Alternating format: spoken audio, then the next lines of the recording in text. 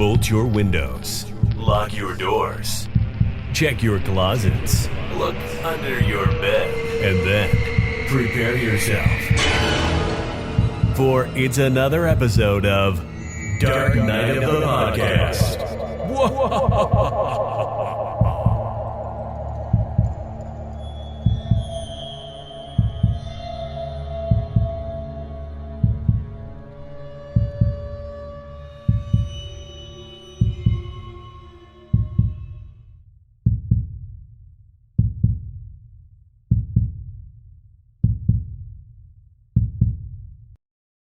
Good morning, Dark Night of the Podcast fans and listeners. It's me, Tangina, the medium. And I just want to tell y'all thank you so much for coming and joining us. We really want to hear what you think about today's episode. Tell us what you feel.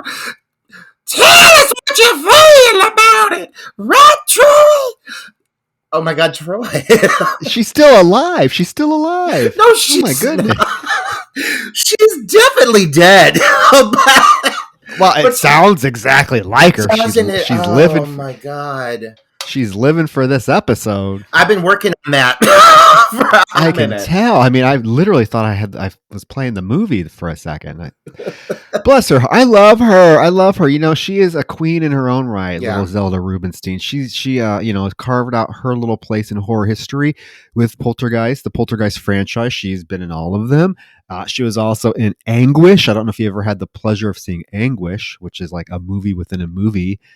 She's in that. And then remember when she hosted The Scariest Places on Earth? Oh my God. She had the perfect voice for that. Yes. So icon. Rest in peace, Zelda Rubinstein. You are a treasure. Well, and let's also keep in mind that while we are a horror film podcast, we're also a queer themed podcast. You know, we're both gay men. And she also needs to be acknowledged for her constant support and activism early into the kind of the AIDS epidemic. She was a huge supporter at a time when not everybody was.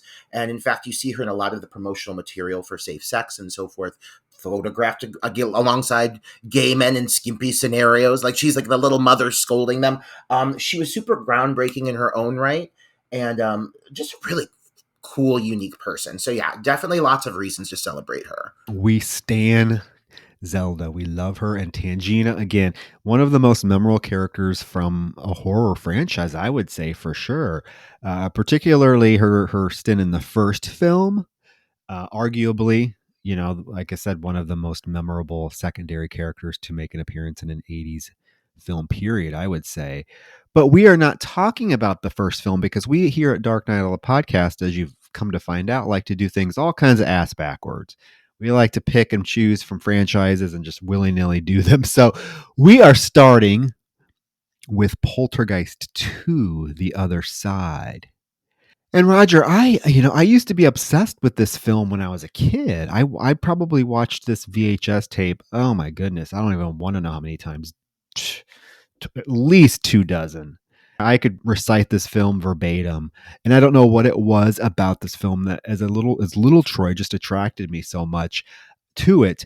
I will say though, it's been years since I've seen it. Years. I think it's got to the point where I kind of got sick of watching it, so I kind of put it on the back burner, put it out of my mind for a long time. But I felt like this was the perfect opportunity to pull it back out and give it a fresh look with new eyes, a new perspective, grown adult Troy, who has all this knowledge and experience that I did not have as a child. And let me tell you, it was quite an eye-opening experience. Wow, really? I knew you were a fan of the film. I didn't know, like, to the extent, though, how much you knew about it. I know you're a fan of the original film as well. Yes, the original film is one of my top 5 favorite horror films of all time because it's a fucking phenomenal piece of filmmaking.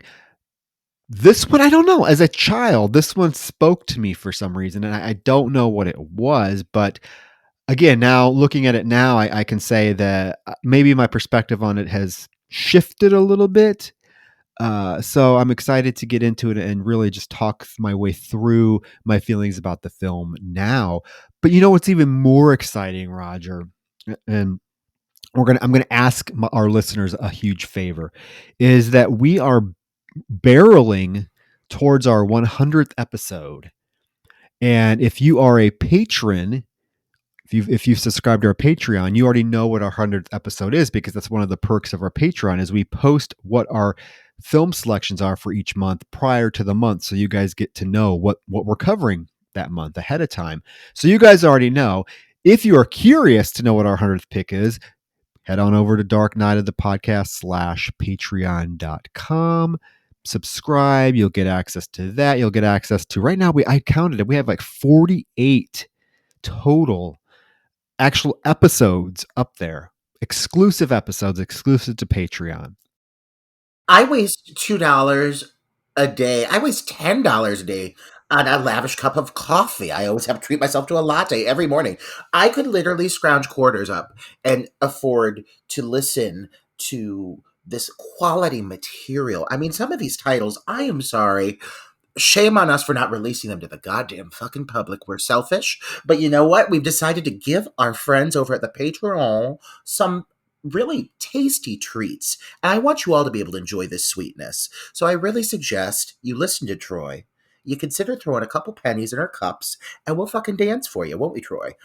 Oh yeah, it helps us out quite a bit too. We're putting those funds towards fun things like merchandise and things that we can have available, like at the Houston Horror Film Festival when we are there in August. But really, I'm not trying to plug the Patreon. What I really wanted to ask is this.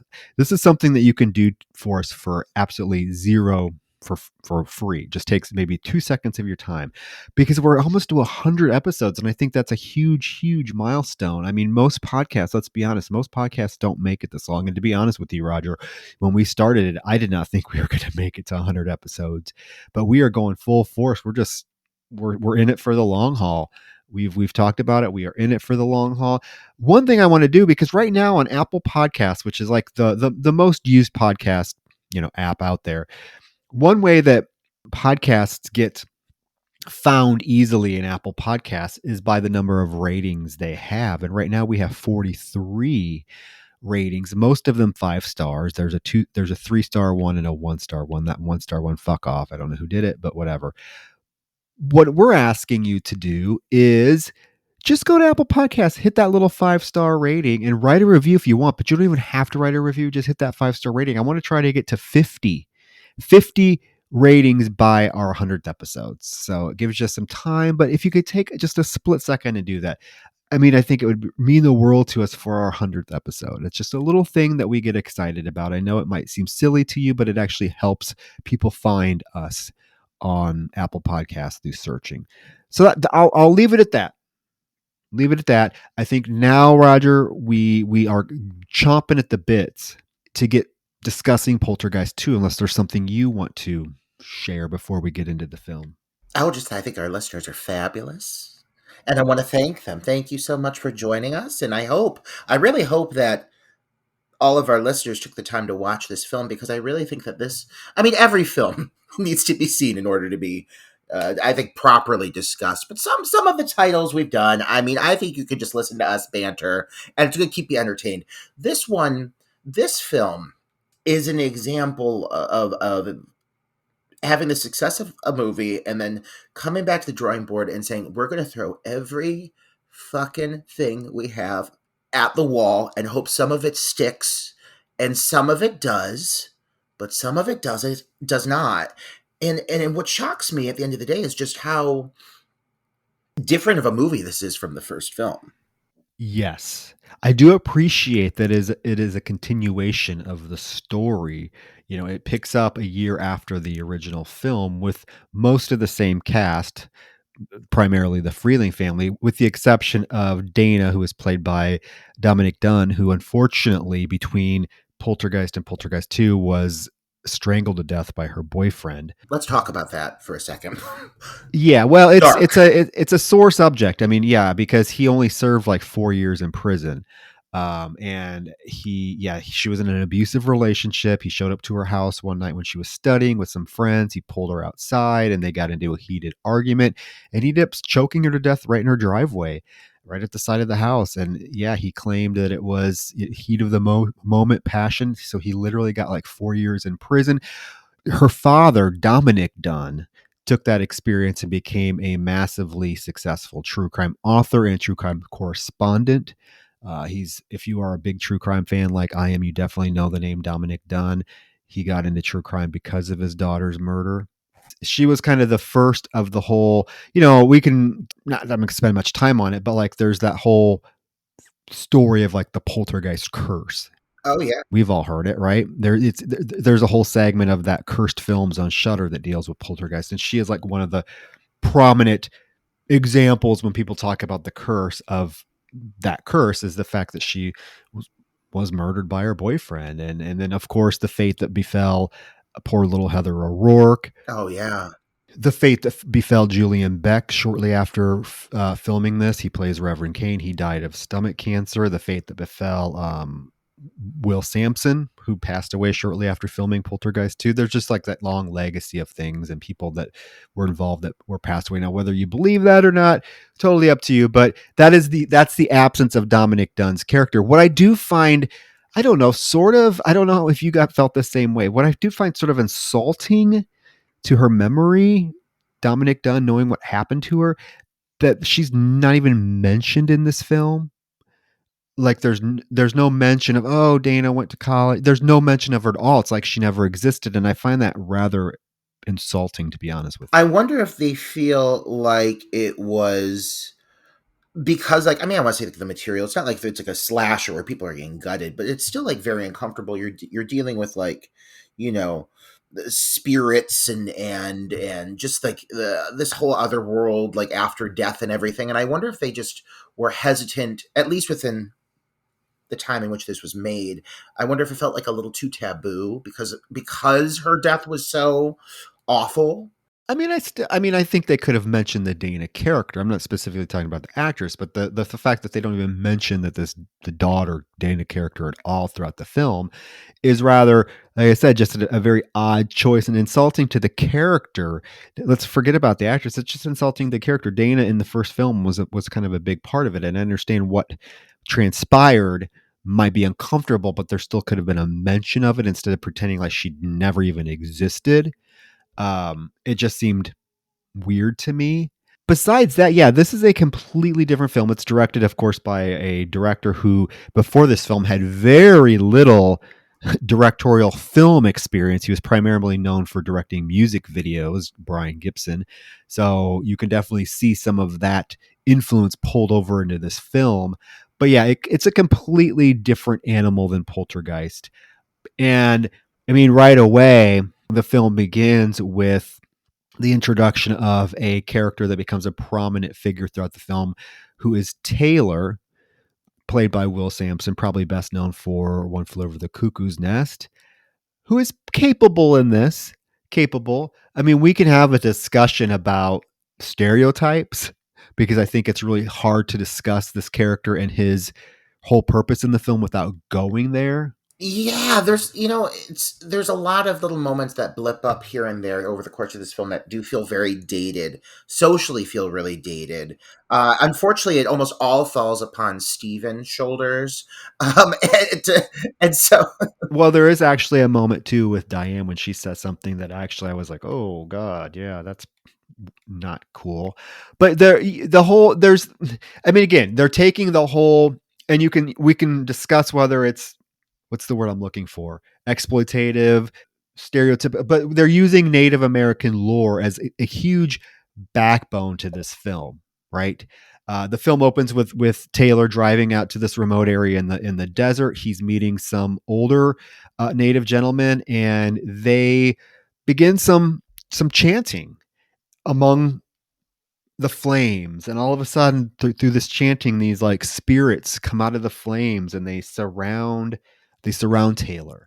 And there's this moment where the older gentleman is just chanting really hard, and all of these white spirits are flying around, and one actually goes into Taylor's mouth. And then the old man gives him like this decorative stick, Lance, I guess, is what it is. And he just kind of disappears. Did I see that right? Is it insinuated that he was a spirit himself? I was very puzzled. It is an unexpected start to this film, kind of considering like how the last film concluded. I remind me, and I don't know if I'm correct in saying this. I don't. I know obviously it was over a cemetery and so forth. They didn't fall on the crutch of like the Native American aspect with the original film, did they? Did it? It never played into that, correct? No. Right. Absolutely So not. Yeah, no. The whole basis of the first film was that the Freeling's house was just built over a cemetery. That the developer only moved the tombstones and left the coffins there. Because if you remember, the whole ending of the first film, that that wonderful set piece of all the coffins busting through the floor and yeah, stuff with the bodies falling out and the body makes what then becomes the the focus of this film seem not doesn't mesh. It doesn't connect. yeah. And I feel like the whole like Native American burial ground aspect. It feels generic. It feels like trodden on before. Like it doesn't add anything. Going this route, going this direction with the approach to the material really doesn't add anything to it. And not like I don't want to see some wonderful representation of Native American culture in a ghost story. I think those moments can be quite horrifying. But in this specific story, because it's played a bit over the top. Everything about this movie is over the top, and so there is a lot of like dialogue and moments with this character of Taylor, whom it feels like is very much made to be a stereotype. Though he is quite likable and very well intentioned, his purpose there, everything he says, everything he does, looks like somebody who doesn't really have a full grasp of how the culture would play into these things. It takes that basic concept and it's like, okay, and I'm going to write what I think that would be like. And that's what we get from the character. Yeah, it's very like color by numbers, what you would expect when you're dealing with a Native American character who is supposed to then be taking his personal experience, his personal culture, and applying it to what is happening to the Freeling family. It just seems, this whole element just seems really forced to me this time around. It does. And I just Yeah. am wondering like what the mentality was when coming up with this story, because like I said, at the end of the day, it doesn't mesh with the first film. What we found out in the first film, it almost becomes its own story, which I get with a sequel. You want to have your own story, but taking it to like this weird, I don't want to say extreme, but just weird area just felt very odd to me. And I feel like, I'm going to put this out on the table here because let's just say it. Poltergeist 3 is a terrible movie. It's one of those movies I think that you can get some enjoyment out of watching because it's probably so bad. It's good, but it's a terrible movie. I feel like Poltergeist should have been a standalone thing. I feel like the complete story was told with Poltergeist. Yeah. The first one. We did not need Poltergeist 2 or 3 to come along. Yeah, it just sort of, you're never going to reach the magic that was the first film. And this film, bless its heart, it tries and it succeeds at some things, but It doesn't enrich the story, Troy. It doesn't, like, I think one thing about the first film is there's something about the mystery of the unexplained. There's something about the fact that at the end of the day, like, you get a little bit of an explanation here. You have an idea, the whole thing with like the cemetery beneath the house. Okay, that's creepy in and of itself. I don't need there to be another layer to it. They're giving us too much. They're over explaining it. And in the over explanation, it loses a lot of its mystery and its intrigue. One thing that this movie suffers from right off the bat is the building suspense of what's going on within the house does not exist here. So their approach is like, okay, instead of trying to build suspense to this whole new scenario, we're going to just come right out of the gate swinging. Like, we are just going to very heavy-handedly make it clear that this is a movie about possession right away. And it's 20 minutes in and you're getting like big sequences of houses getting destroyed and people fleeing and shit. There's just not like a build-up like the first movie had. So I really think that the original film was very much benefited off of that kind of more slow burn approach to the beginning of the film, so it eventually built up to this great climax. This movie does not have that balance, and it doesn't have that pacing either. And I think that's really a huge Achilles heel for this film, is the pacing's kind of all over the place. You get moments that feel really fucking nice. They move really well. And then you have other moments where you're like, what the fuck is going on? I'm so overwhelmed. My senses are overloaded. It's just too much going on. And there are several aspects of this film that are shoehorned in, and there's several characters that are shoehorned in that we will get to. But yeah, we are introduced to this whole new level of story right after Taylor has this encounter with this elderly native that does the chanting and whatnot. Because what he does is he gets in his truck and he drives to what we see as Cuesta Verde, which is the housing addition from the first film. Now all the houses look pretty much boarded up. Most of them are for sale. And he proceeds to then drive to the Freelings' old, well, now it's just land because the house got destroyed at the beginning of or at the end of the first film. So it's just the lot. He gets out, and who greets him? Well, it's me!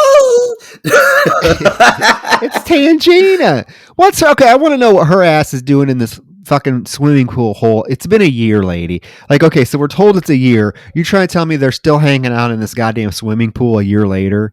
I think this excavation has been going on for a hot minute. Like, one thing I appreciate about this movie is it doesn't, like, jump in and act like...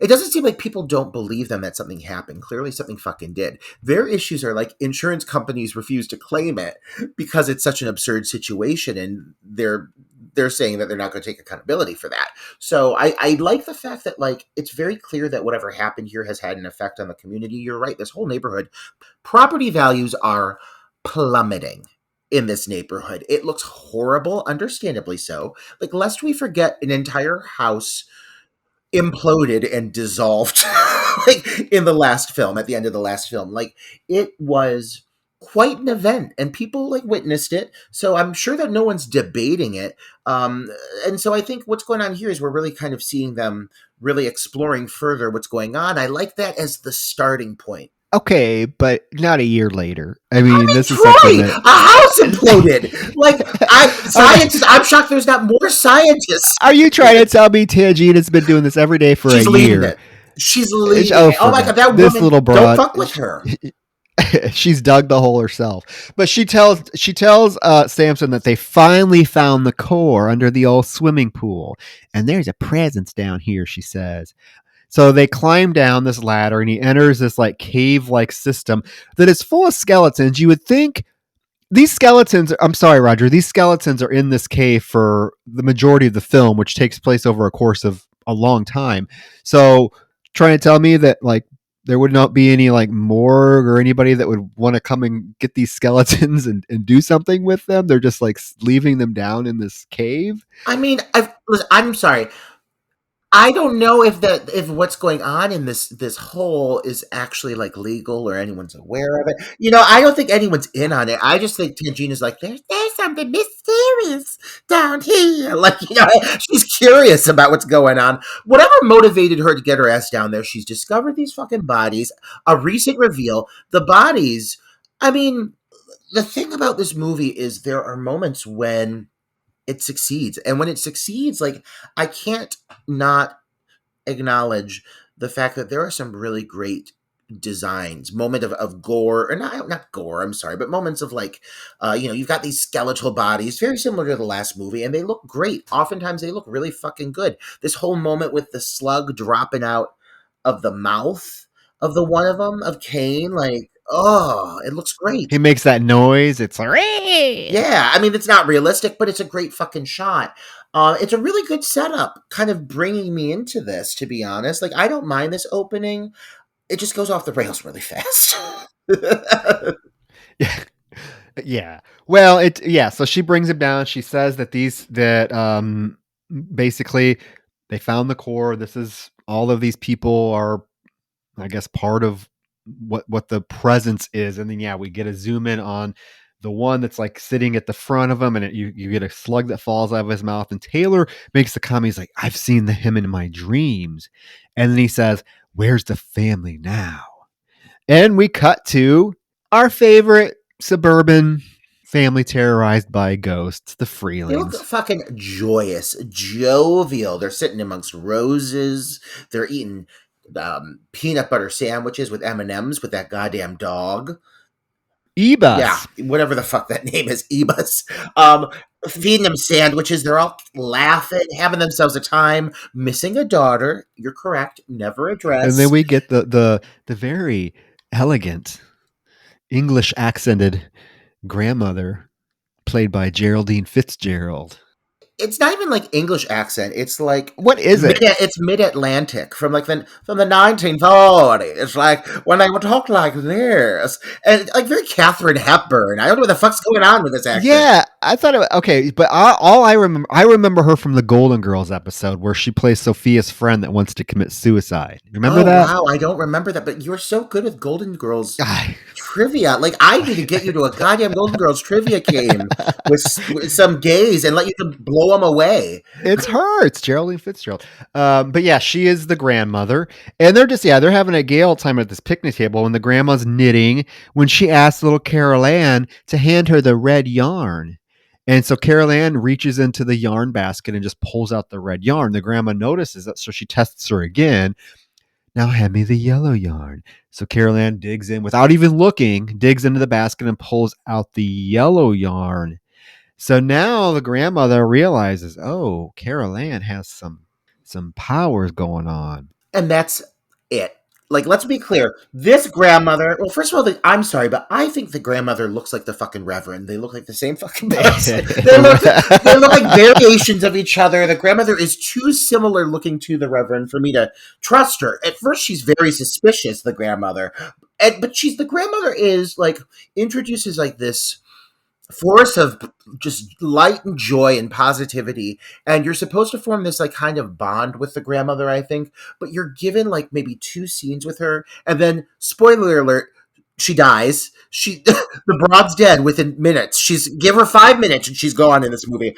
But she's leading up to everything. She's like, "Oh, you've got powers with your mid-Atlantic accent," and bestowing facts upon the little cherub Carol Ann, telling her that she's got powers, she can be anything she wants to be, and then she fucking dies. And for me as a viewer, already emotionally, I'm very thrown off because they needed like a good 4 or 5 more scenes with this woman kind of nurturing this whole like power that exists within the family, this whole kind of ability to, connect with the dead. I like that they're exploring Carol Ann's powers further. Cool approach, but like this needed like 3 more drafts before they finalized it, because there is not enough time spent with this woman, and it makes for what happens. It makes it feel very like throwaway. Well, I was going to say, this is one of the characters I feel is shoehorned in. She exists solely to give the Freelings another place to live, A, and then to B, to expose this, Carol Ann has clairvoyant powers now, and that's why these spirits are so connected to her. Yeah, she croaks, and then once she's gone, like, you don't hear anything from her again until they don't have a funeral.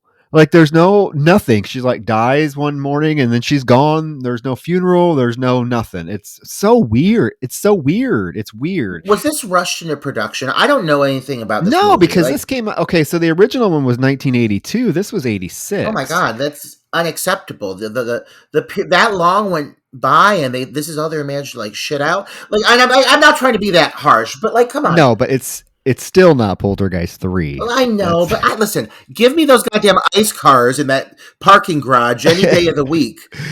That should be the new tagline to this film. At least we're not Poltergeist 3. Yeah, and like, there's hints of good ideas in here, Troy.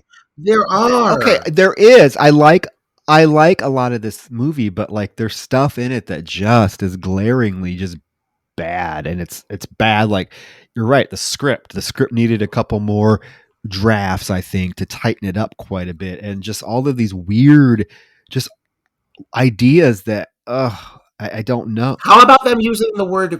I can't even say it. Hold on. How about them using the word for a mentally challenged individual? I don't necessarily want to say the term because it's inappropriate, but they're throwing it out loosey goosey, left and right here, coming up in a second too. Like it just feels very dated. A lot of this movie feels very dated. I mean, it's dated now, but let's be honest. I mean, I'll give the film. I will personally give the film a pass for that because it was 80. It was 1986, and that's what kids said.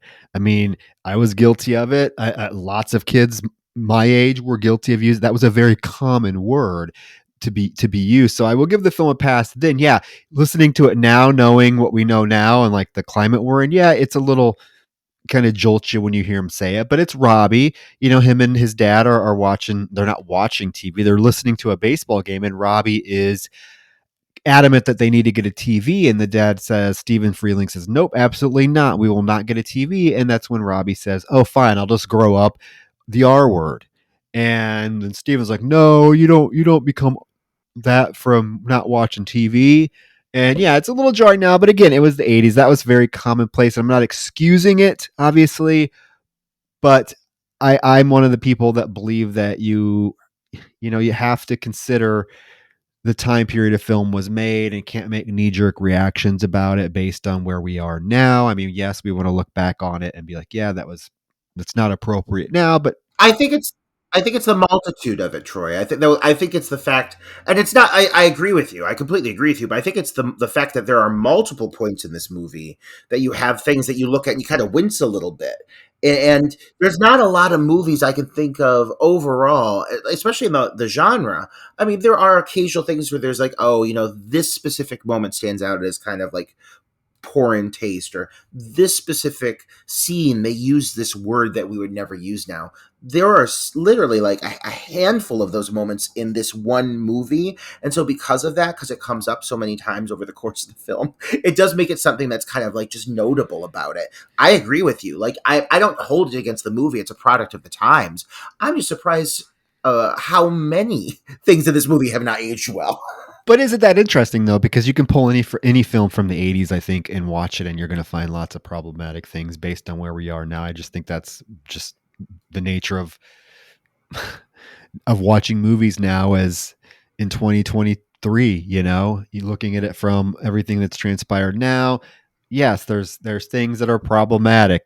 There's words that are used that are problematic. There's things that are problematic that are hinted at in this film that I was like, oh boy, that's like not even subtle.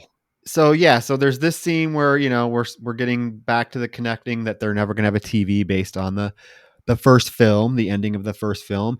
And then we cut to Grandma asking Carol Ann about her drawings. Carol Ann is making all these like creepy face It drawings. looks like she's drawing the grandmother.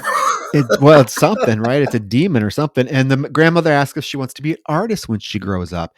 And Carol Ann says, well, I don't want to grow up much.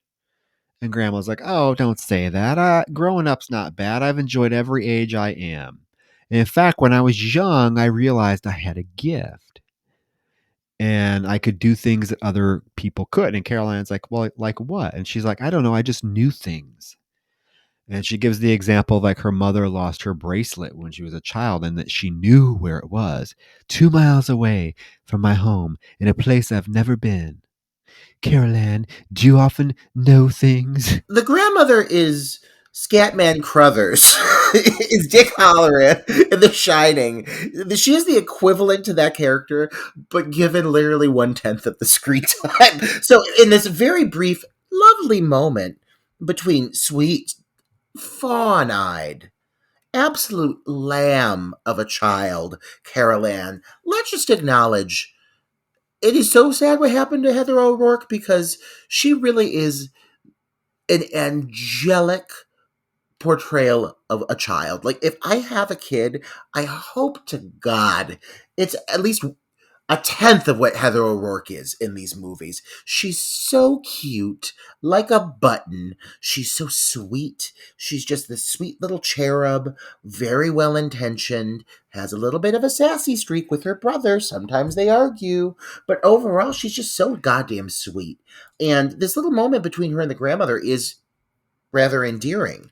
I think they could have really built up for that ending to be something so much more emotionally impactful if they would have allowed these two specifically to really establish more of that bond together. Other than that, just one brief moment with Yarn and this, and that's all you get. That's all you get with them.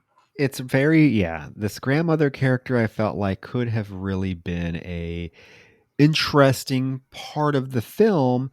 And yeah, they get rid of her so quickly, and it's just like, okay, that's weird. And like, it's not like she's portrayed as like on her deathbed or something. This is a capable woman. She's still out gardening, she's out doing things with the family. So it's like, it was very jarring when they decided to kill her off. It would be completely different if she was introduced and she was like, oh, grandmother has cancer, she's on.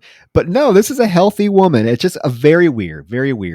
But then there's this whole scene, Roger, that I could do without. I mean, I get it, but it was trying to like recreate that scene from the first film when we get kind of a conversation with Diane and Steven in their bedroom when they're smoking pot, which I find very endearing. This one is very weird. I find like Craig T. Nelson's performance in this particular scene is just very awkward.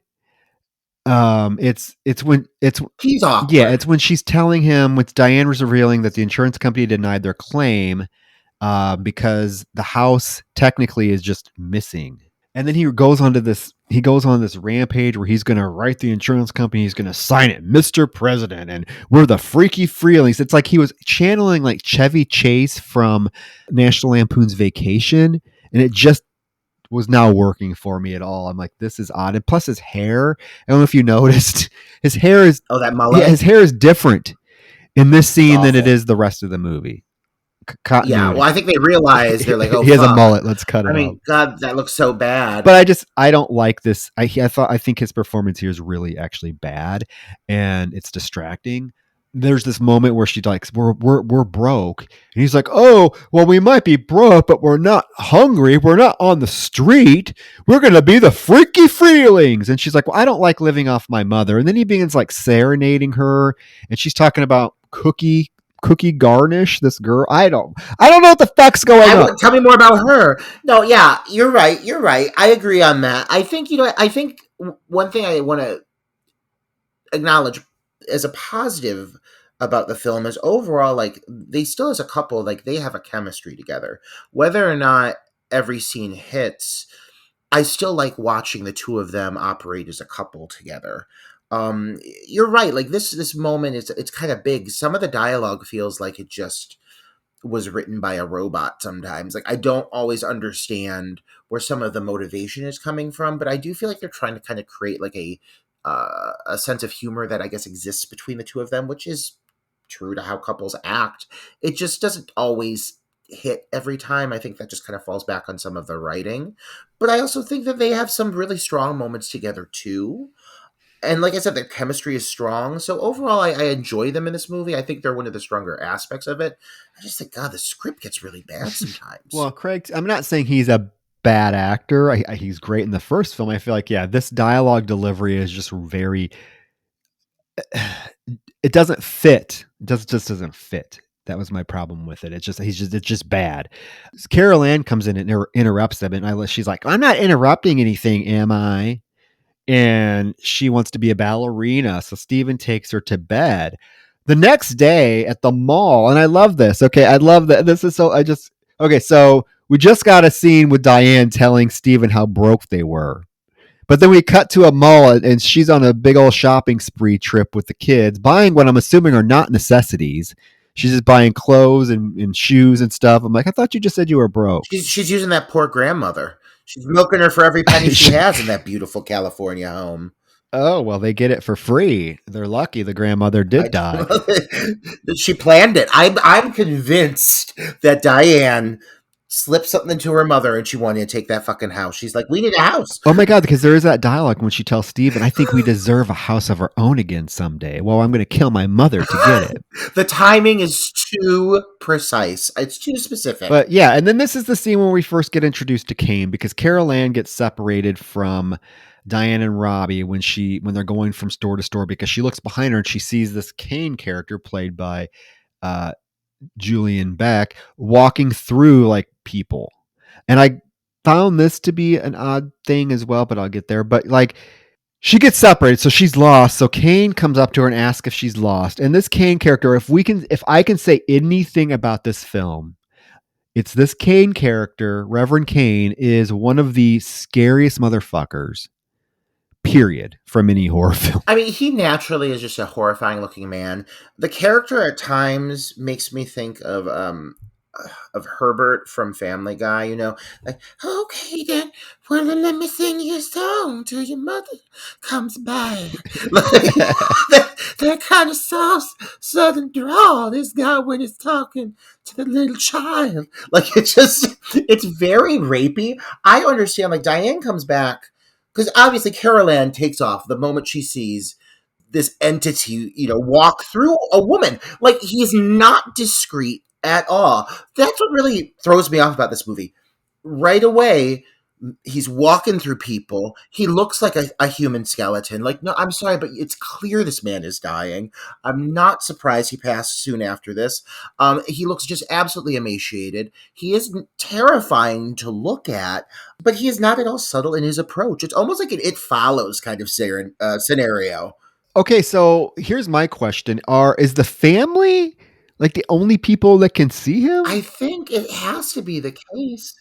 Because he's just walking through people willy-nilly at the mall and nobody seems to notice, but then Diane can see him, Steven can see him, Robbie can see him, Taylor can see him.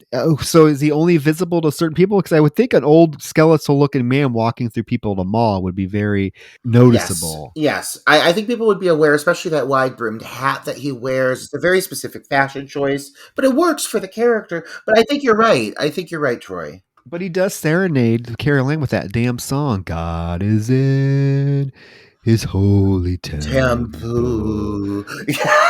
Which they utilize actually that quite effectively for the score later on, which I will say is one of the standouts of the film.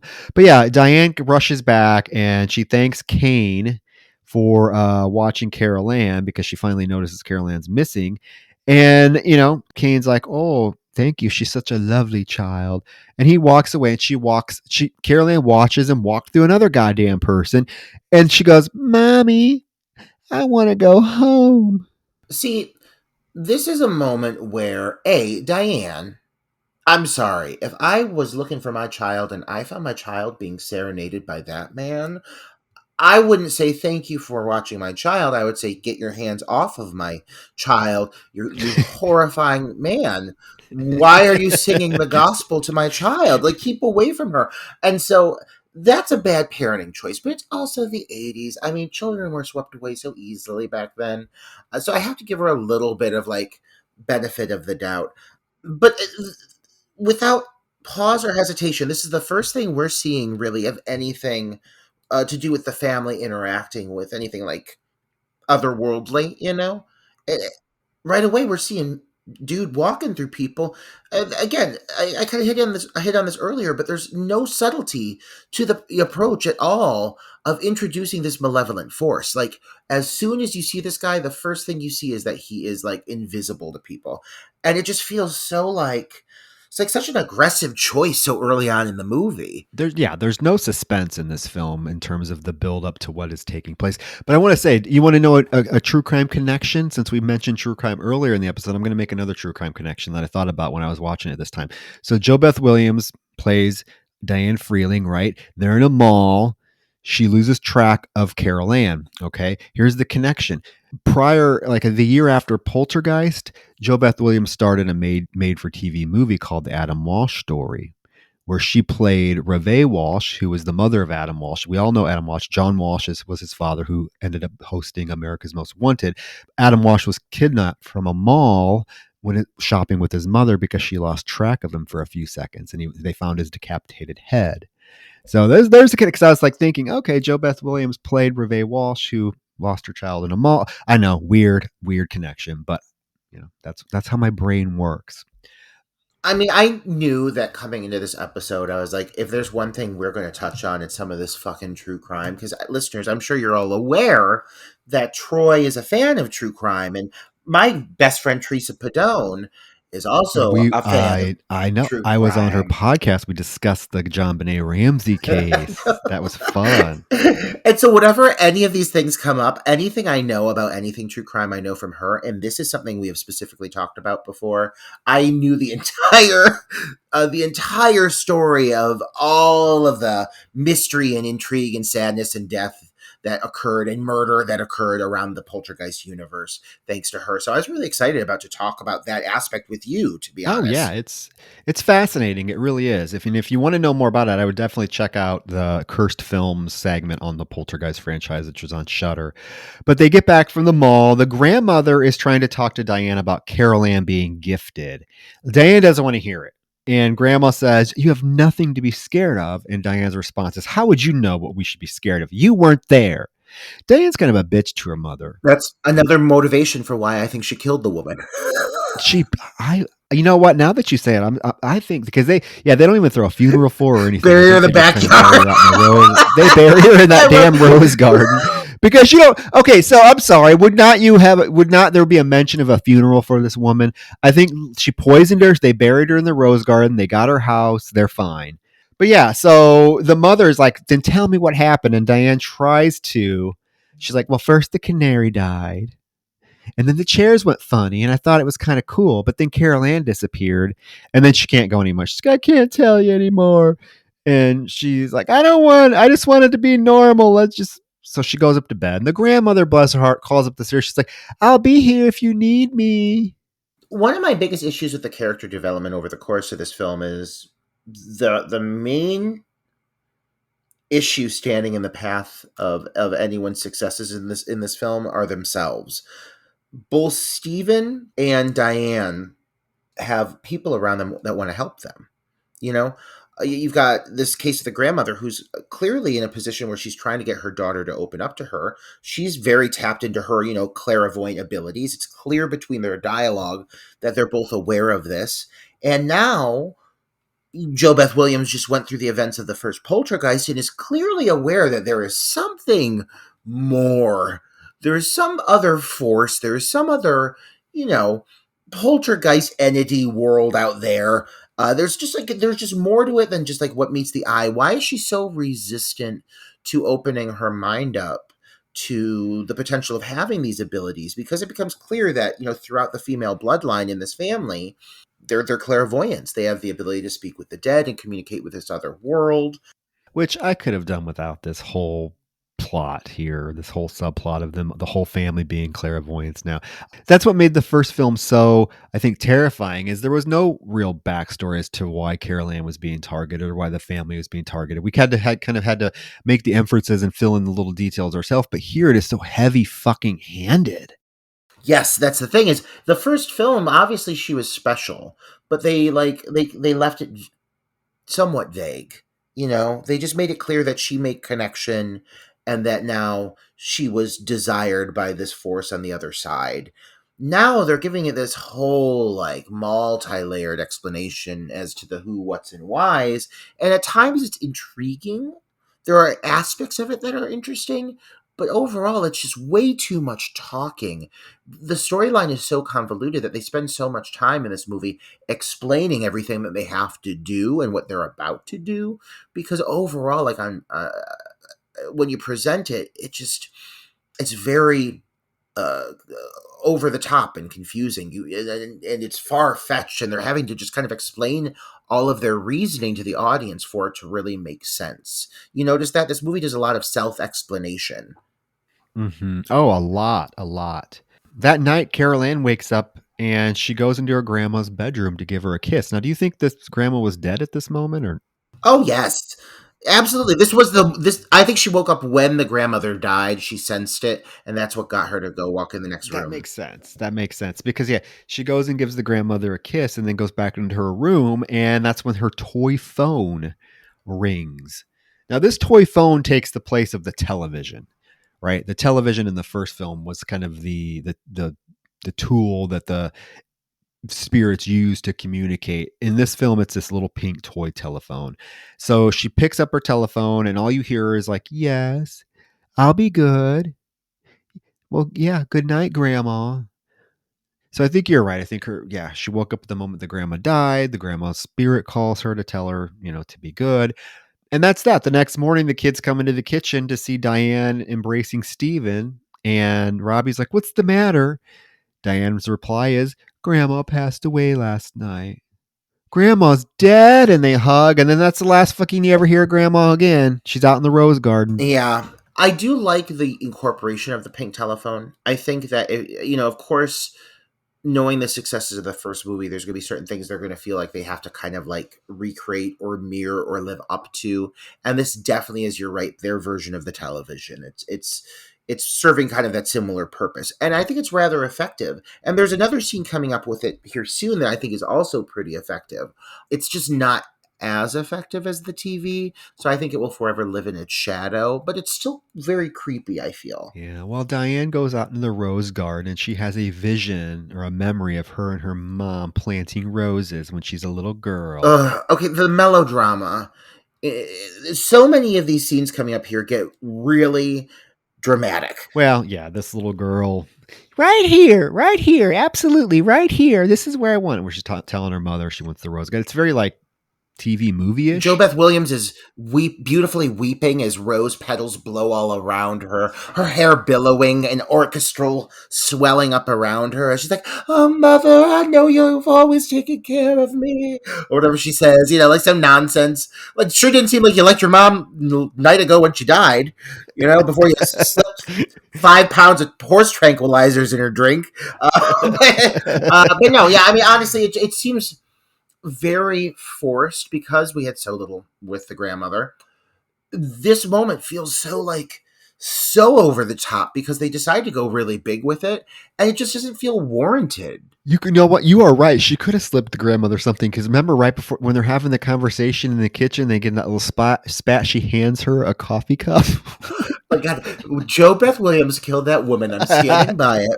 I know for a fact that we're onto something, and this is why this family is haunted. They needed this house. She's just never come clean about it. And this is, again, this scene, I get what they're doing, but this next scene seems so just out of place. It's Diane's dream sequence when she goes out in the garden and then immediately hears her name being called and then is pulled into the ground by zombies. It's so fucking out of place, man. It's like it's out of their Turn of the Living Dead. Again, throwing everything at the wall and hoping these things stick, and this is not a moment that sticks. And it's such an abrupt transition to this dream moment. And it's weird because there's this pretty cool effect that they do of the clouds forming over the house.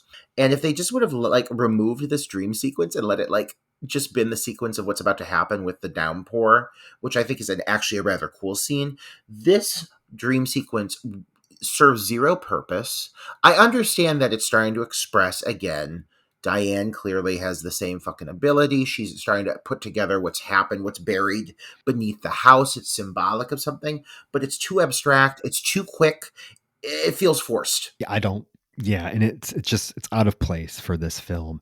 But I do, yes, the clouds roll over the house and it's like the only house on the block you see that has this like large cloud over it and it starts to rain. And I do like this moment, like when it's raining really hard and there's like dripping from the ceiling in Carol Ann's bedroom and the raindrops start hitting the little pink toy phone and it makes the little chime.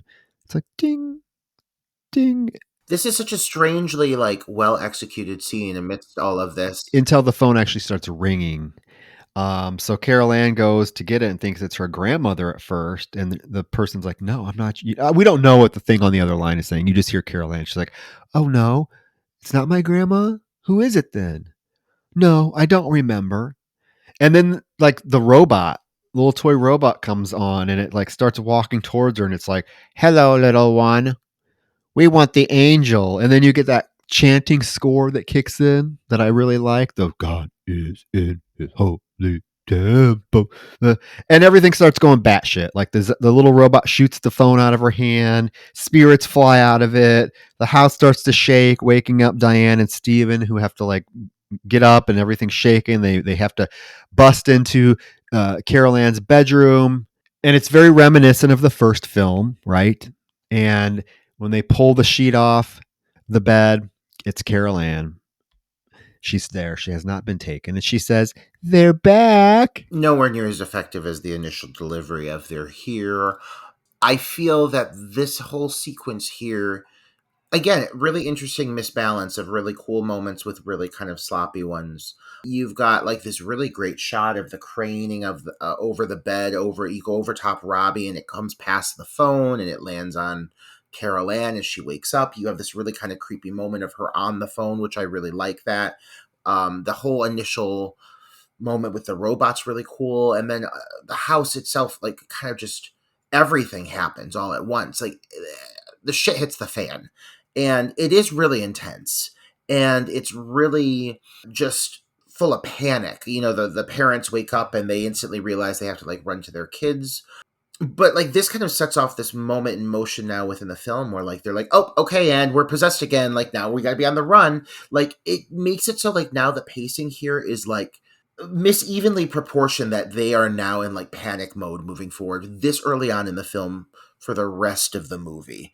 Like we've been talking about, there's no buildup in this movie. I feel like from this point moving forward, it's like high stakes, like a fight for survival.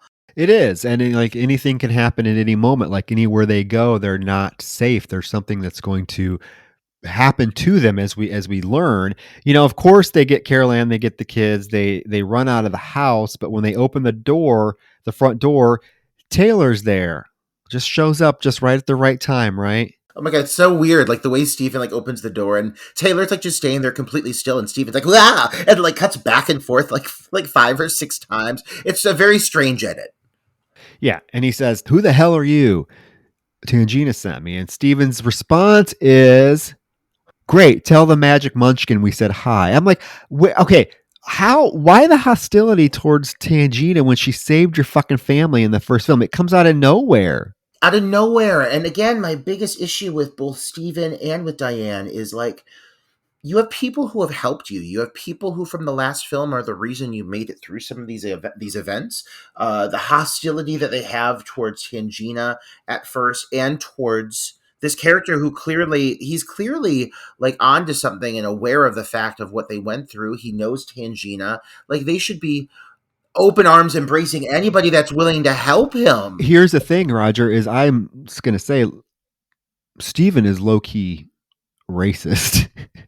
Oh, God. I mean, some of his dialogue coming up here is... Yes, and then Diane is not much better, to be honest with you. I don't know if you caught some of the shit that she said. I'm like, whoo, okay. I mean, and again, this is stuff that I wouldn't even have registered with me when I was a kid, right? But watching it now, and it's a little jarring, to be honest with you. But again, you hit something. You hit a nail on the head that I recognized right away. Is like, why the hostility towards these people that helped you? Like, Tangina saved your fucking family, so why are you making a very derogatory comment about her? And then why are you just so fucking hostile towards this gentleman that was sent to help you? Like, why? What? I don't understand. Like, I don't understand. It makes zero sense, because Tangina's helped them in the first film. Yes, she said this house is clean a little prematurely, but still, he wouldn't have never gotten Carol Ann or his wife back if it wasn't for her. So I don't understand like why he would automatically be so hostile towards somebody that she sent to help, when you just realize, based on your house shaking and fucking spirits flying out of toy telephones, that shit is hitting the wall, hitting the fan again. But he just totally like storms past Taylor, leaves him there, and they go and end up going to a roadside diner, where inside they're having, they're just discussing it. What are they going to do? We don't have anywhere to go. Diane's like, I don't know where we're going to go. Carol Ann makes, maybe we could go to Disneyland. Carol Ann, this is another problem I had. Carol Ann is not a stupid child. I don't buy that she would say that. Like, they try to make her, like, that's something like a little like 2-year-old would say, right? Carol Ann has been always throughout the whole franchise, first and second film, has been very mature for her age. She knows exactly what's going on. She knows. So why would they make her say, "Oh, we can move to Disneyland. And when Robbie says you're such an infant, she's like, okay, how about Dunkin' Donuts? I'm like, why are you making this little girl who has been wise beyond her years sound like a little fucking idiot all of a sudden? Yeah, it feels like the writing on this film is just so drastically different from the first film, and it feels like, and I don't know a lot about this movie, so I know it's not obviously the same director. In the sense of the writers, I'm just curious of how much connection they had with the original film. It's not the same writers, is it?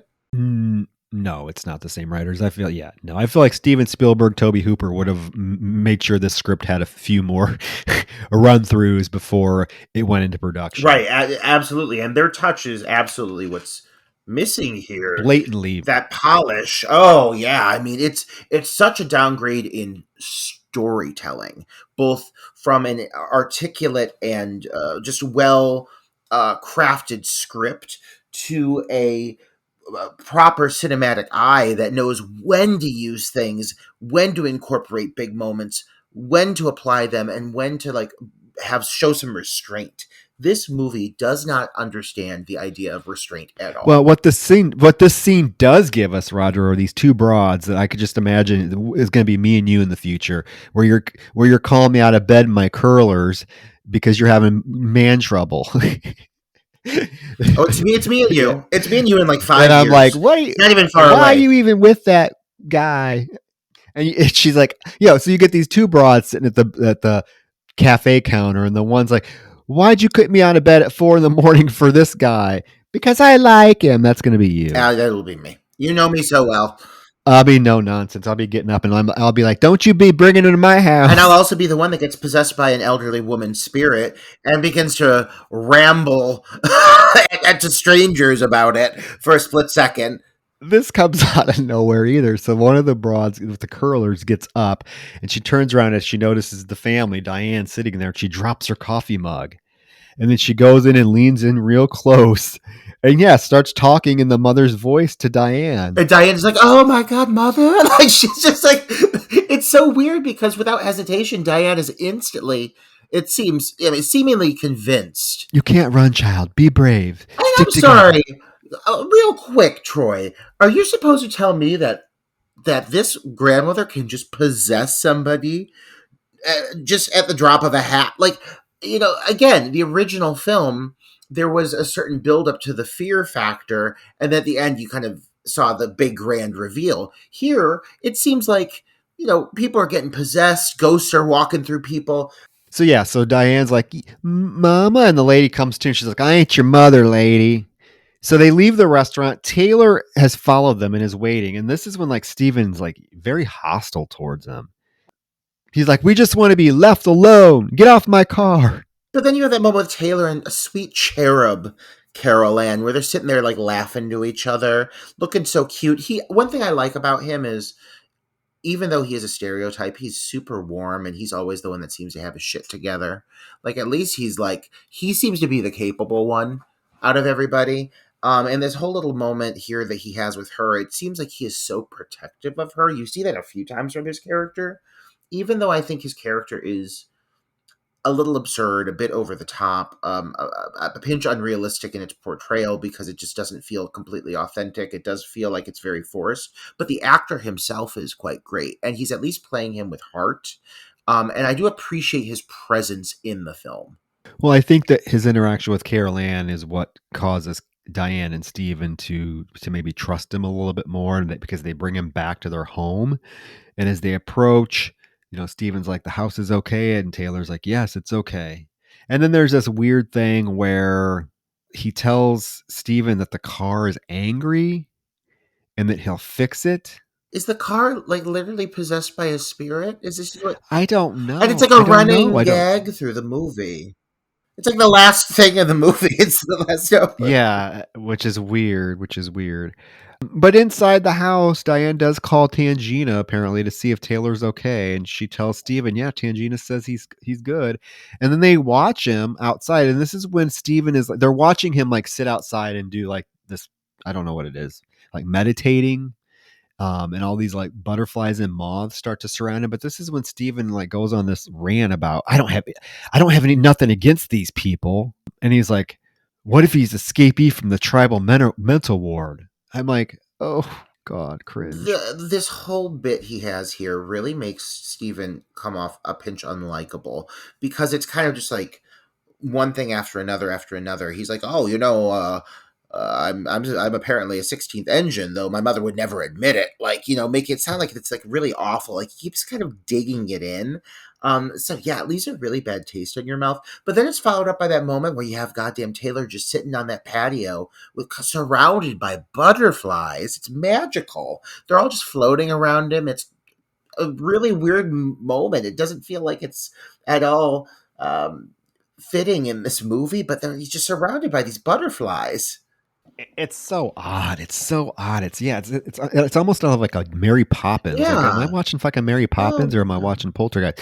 But then you get a scene following this. If we thought what Steven said wasn't bad enough, we get a scene where Diane takes Robbie and Taylor some sandwiches, and she sees Taylor is giving Robbie some war paint and stuff because Robbie wants to be a man. Diane immediately gets pissed and she sends Robbie into the house, and she tells Taylor, well, there's better ways to be a man than putting on war paint and claws. And Taylor's response is, how would you know? You're not a man. And Diane's like, well, you're not a mother.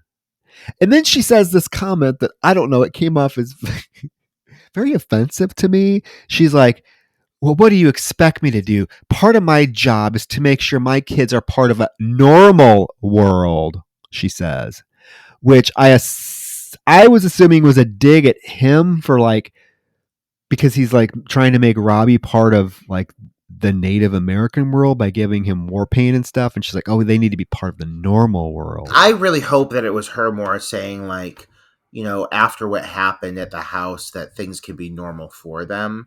That's what I'm hoping, being like, okay, like, you're not going to be haunted by demons forever, but it does read a bit that way. The reason I feel like it reads more of she was making a dig is because how upset she got when she saw Robbie was in this pain and stuff. Like, how is that hurting anything? It's like, oh no, you better not do that. That's not normal. I want him to be normal. Very weird.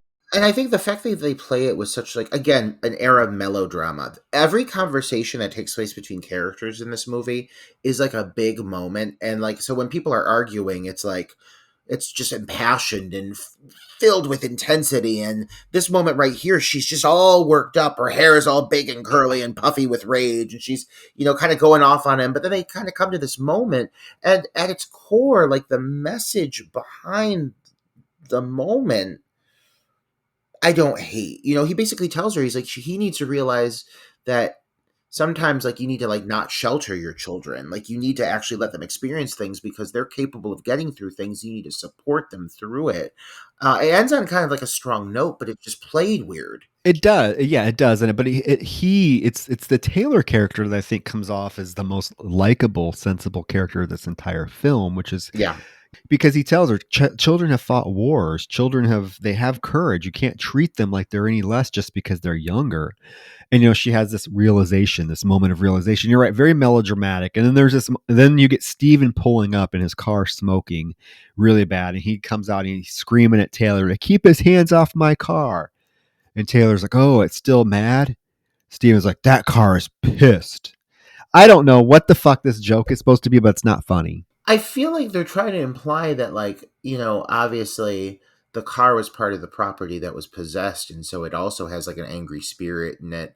And so whatever, Well, because that's just earlier, stupid. it's so stupid, but earlier when you had that whole moment where Taylor was like, I'll take care of it, I think he just like riled the spirit up. But like, it really gets lost in translation. It is a sloppy aspect of the story, I would agree. And now we get perhaps the most famous scene from the film. I think this is definitely the most memorable scene from Poltergeist 2.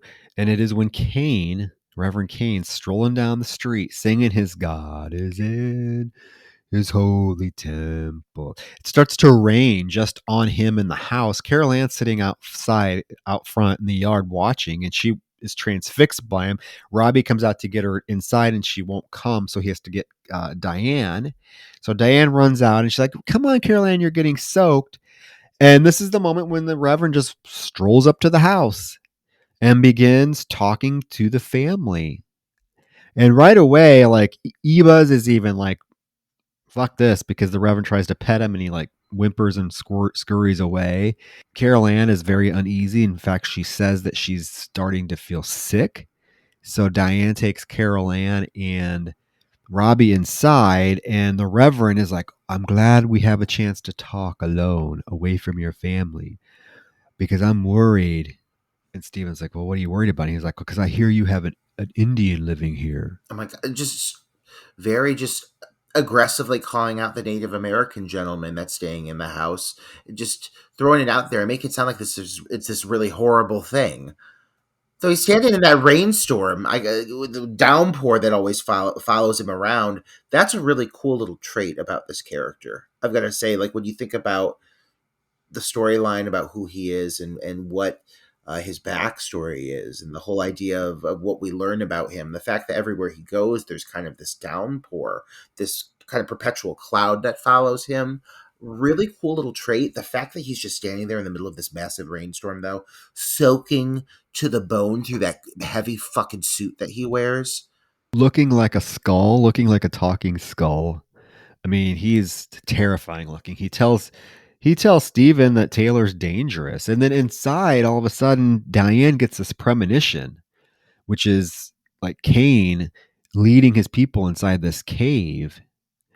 And then we cut back to Kane tells Steven that Steven, you're worried that you're not man enough to keep your family together. Steven's like, how do you know that? Because I'm smart, he says. So let me in and let's talk about it. And then we get the whole let me in. And it just gets more aggressive and more aggressive before he's like, let me in.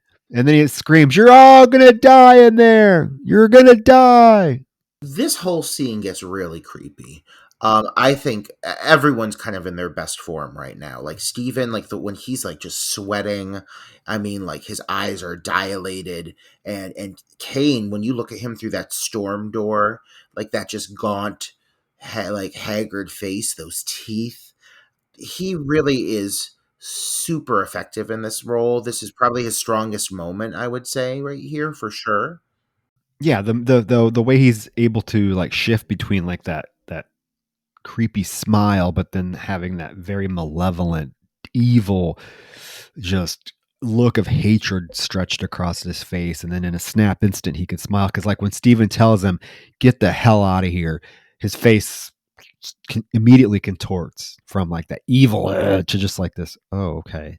And well, I'm sorry to have bothered you. His intensity is really delicately played, and this is one of several moments in the movie where, in the midst of all this kind of unfolding, ongoing chaos, like I said earlier, like it's kind of like one thing after another. Even when it's dialogue moments, they're still big and impassioned. You know, they're just always really like riled up. Everything is always high stakes. But this moment here, and there's a few more moments to follow soon, take their time. It's allowed to be creepy. It's allowed to pace out. It's a bit slower. This whole moment through the storm door, like when he's speaking, he's having these intentional pauses, and it really like lets the moment just be something that feels a bit more in line with the original film for a second. You know, that overall tone, the approach to it.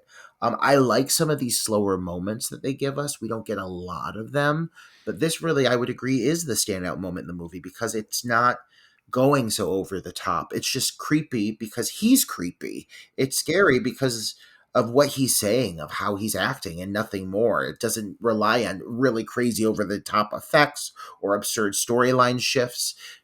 You just got this creepy ass fucking guy delivering some creepy ass fucking dialogue, and the individual he's talking to is really selling it, and it makes the scene really work really well. It's a terrifying scene. Even today, watching it, I'm like, geez, this is creepy. Creepy, creepy, creepy. Definitely one of the creepiest villains to come out of the era, I think, for sure. I mean, it's like I said, most memorable part of the movie by far. So Kane strolls back down the driveway as the rain clouds following him. Taylor comes out and tells Steven he did good because that was a test of his power. And then it cuts to night, and Steven goes outside to join Taylor, and he has his bottle of tequila with him. Taylor, they have this conversation, and I'm just like, I don't care about any of this. Taylor's like, you feel like you're a leaf at the mercy of the wind, right? Every day since you've been born, someone has been doing something to you against your will. I'm like, what the fuck are you talking about? Again, it's the movie over explaining things, over explaining intentions, motivations. It just talks a lot. You need to stop feeling sorry for yourself. That's what he tells Steven. And so that, I don't know, it doesn't really go anywhere because then we cut to upstairs. Robbie's supposed to be cleaning his braces, and Carol Ann comes in to tell him, you need to come down, hurry up. You're supposed to clean your braces and come downstairs.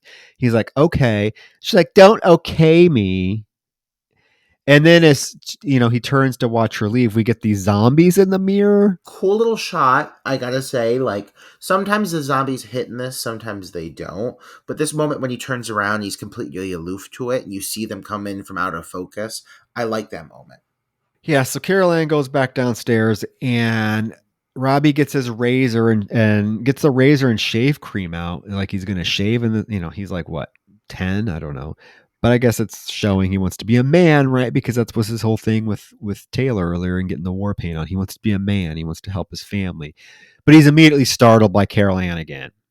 And he goes, don't do that. She's like, I didn't do anything. So she goes back downstairs again and gives Steven the little phone to pretend that he gets a phone call. He's like, Daddy, you got a phone call. And he's like, oh, maybe it's a bill collector.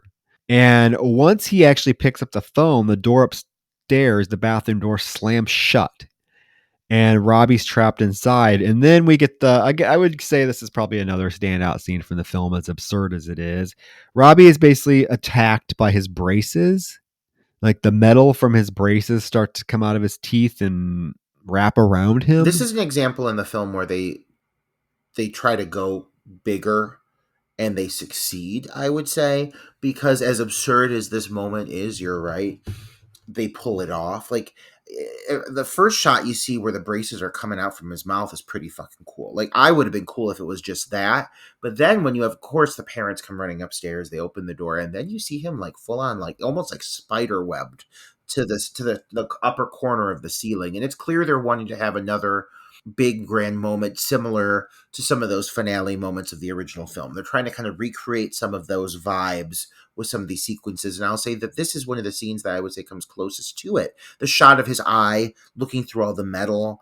The fact that he is not like horribly injured by this is shocking to me, because they do end up managing to overcome this thing and he drops from the ceiling. But this whole moment here is really well shot. The effect looks really cool. All of the metal strands of metal, like webbing around him. It looks really painful, honestly. Like, I can't imagine how painful that is if it's coming from your fucking mouth.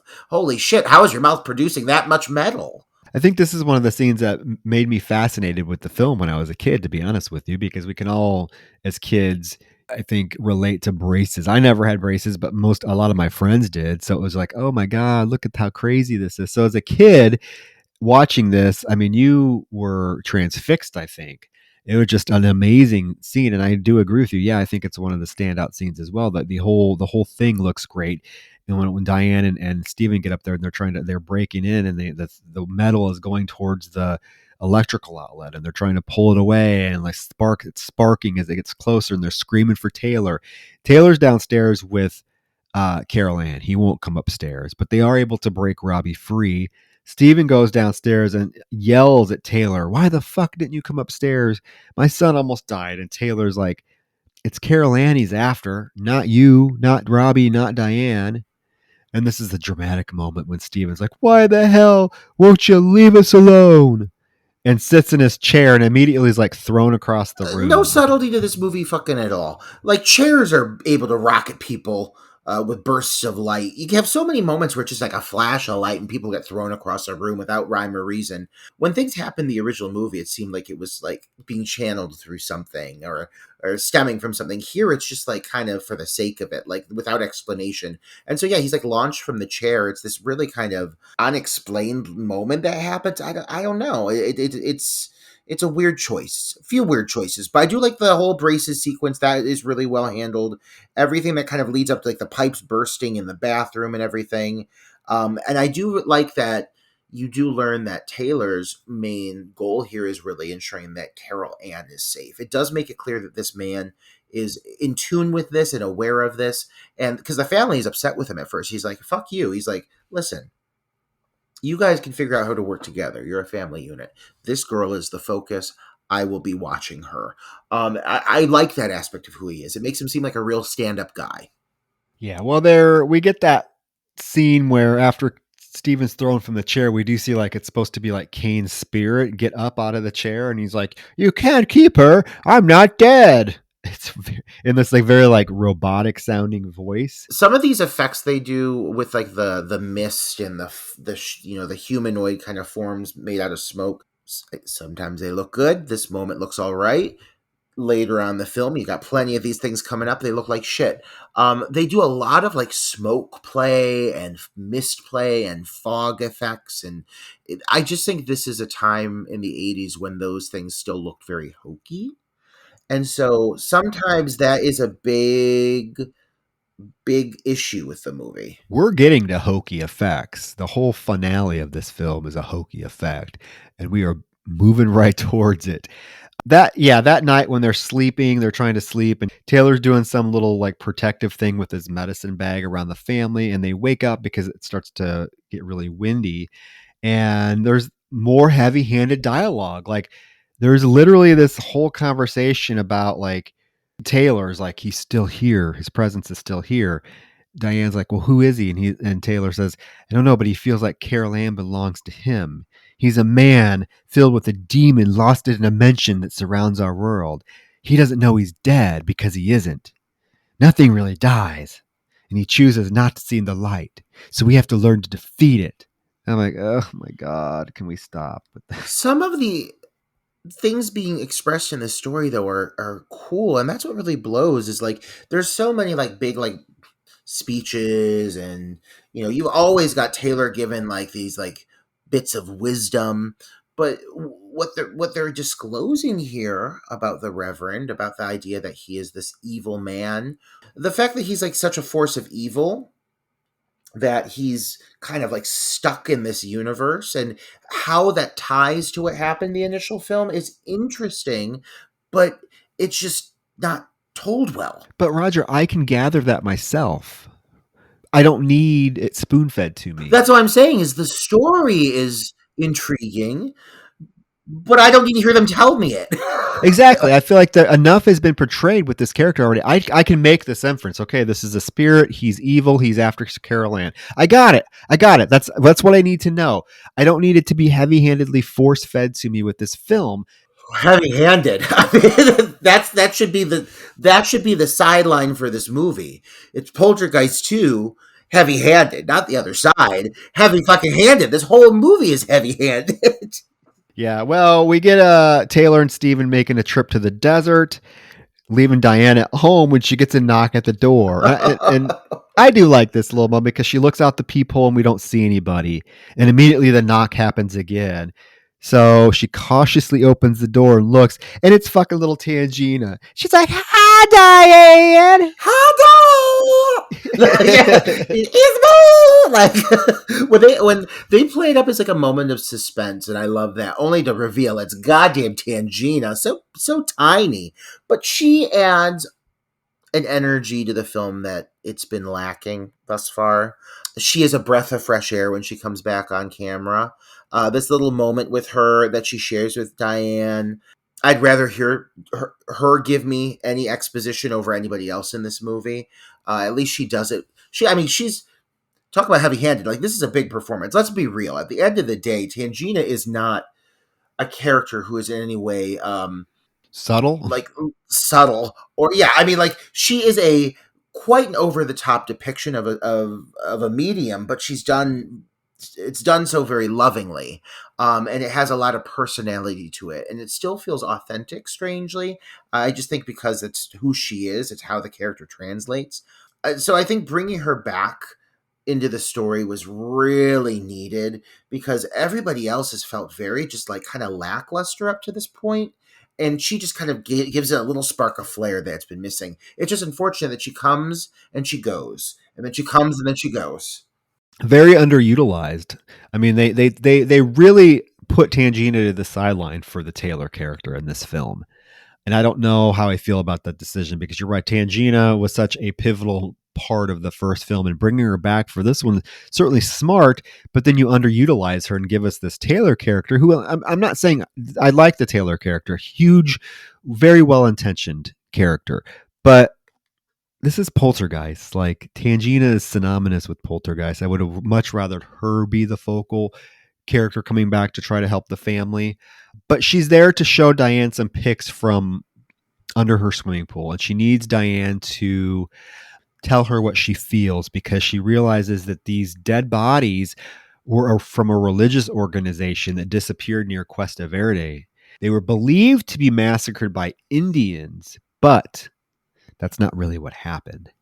And then we cut to the desert, and Taylor begins a chant in front of the fire with Steven, and these spirits come out of the flames, and one lurches aggressively at Steven, and Taylor tells him that entity has revealed itself to you. It's your enemy. And then Taylor proceeds to blow smoke into Steven's nose. This is a cool effect.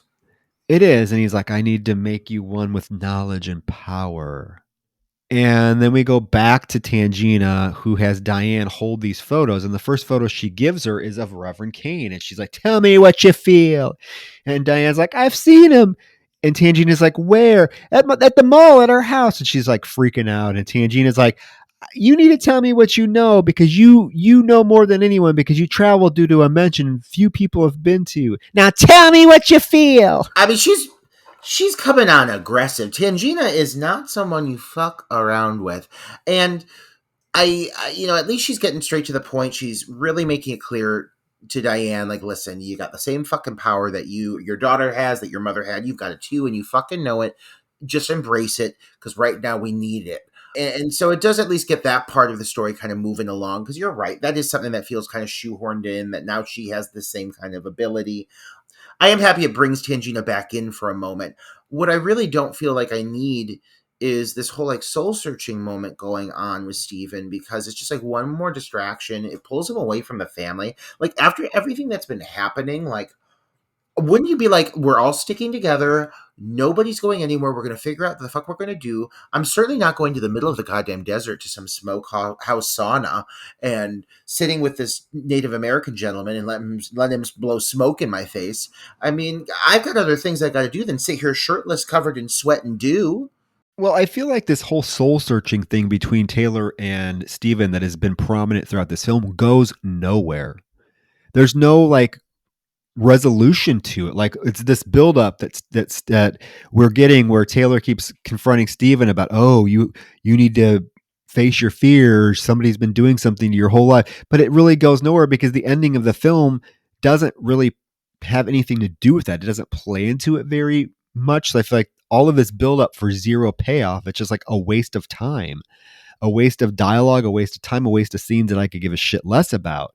What we do have is Diane being able to now recount what happened with Kane and his people. And Kane's people followed him into the cavern because he predicted the end of the world was coming. But the date came and went, and he still wouldn't let them leave. And basically what ended up happening is they all starved to death in this cave. This is one of the most effective parts of the fucking film, is these flashbacks of him with that goddamn cult where they're like pulling the rock over the entrance. You have babies crying in people's arms, covered in dirt, and he's reaching for him, begging him to let them leave, and he's just making them all pray to him. It is creepy. He's terrifying. I would have loved to have seen more of that. Like, give me a goddamn like mini series about this fucker and him luring this goddamn cult out and force him to go down to that cave. Give me that. Unfortunately, Roger, I would not want to see that, because I don't think anybody can top Julian Beck. They had to cast a different actor to play him in part 3, and you've seen part 3, right? Yeah. It's not even the same. Like, the Kane in part 3 is like laughably not scary. So I'm like, don't do it unless you're going to actually bring back the phenomenal Julian Beck, who just, again, creepy as hell. Rest in peace. But yeah, so Tangina is comforting Diane and tells her that it just makes sense now. When she brought Carol Ann back from the other world, his followers became restless because they got a taste of her life force. And she's like, he is the beast. And then we cut to Kane just casually walking outside the house. I don't know where that comes into play because it's not like he comes up to the house and confronts them or anything, but he's out there. I guess he's always watching. He's always present. Taylor reveals to Steven that he needs to take his family back to Cuesta Verde to confront Kane before Kane can get to them. And because Taylor's like, I've done all I can do and I must be leaving now. And that night at dinner, the kids are depressed. Everyone's depressed that Taylor's gone. Robbie doesn't even want to eat dinner. He just goes on the sofa with his baseball bat, like trying to protect the family. And then we get a scene with Steven drinking his tequila. He loves the tequila. And there is the worm in the bottle of tequila, which is a pretty normal thing. And we get this like zoom in of this worm in the bottle of tequila. And all of a sudden it opens its eye. Do worms have eyes? Like, do worms? I thought this one does. This one has a very human-like eye. It's very weird. I think it's supposed to be Kane. Is it supposed to resemble Kane? I mean, it is Kane as a worm, yes, because eventually, as we learn, it is fully Kane at one point. But yeah, strange choice to zoom in on the eye, but where it's going makes it worth it. So I'm not even going to bitch about it. I feel like the next 15 minutes of this film are great. Fire. The Yes. pacing, the effects. If it could have maintained this throughout the film, I would have been a happy camper. Upstairs, Diana's washing Carol Ann's hair while they talk about Alice in Wonderland. Carol Ann then says she knows why they're here. And Diana's like, why? And she's like, because they don't have nowhere else to go. It's so dramatic. Okay, and then I'm confused by this scene. We cut to, it's a really cool looking scene. We cut to the outside of the house and all these spirits are rising up from the ground, right? Right? You know what I'm talking about. Yeah, like these red orbs start rising from the ground. Spirits. And it starts taking the form of like these kind of humanoid shapes. Okay, explain to me this. Yeah.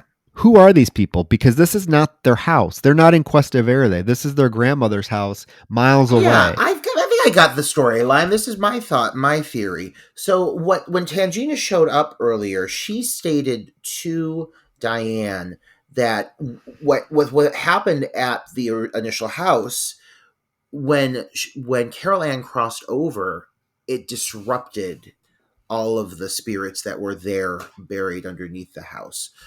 So when they get disrupted, when they get awakened by her presence, they get a taste of her life force. She says that, like, they got a taste of her life force. And so I think that now, knowing that she is a clairvoyant, that they can feed off of her energy, that she is able to connect with that other side, and they can use her as a means to kind of cross over.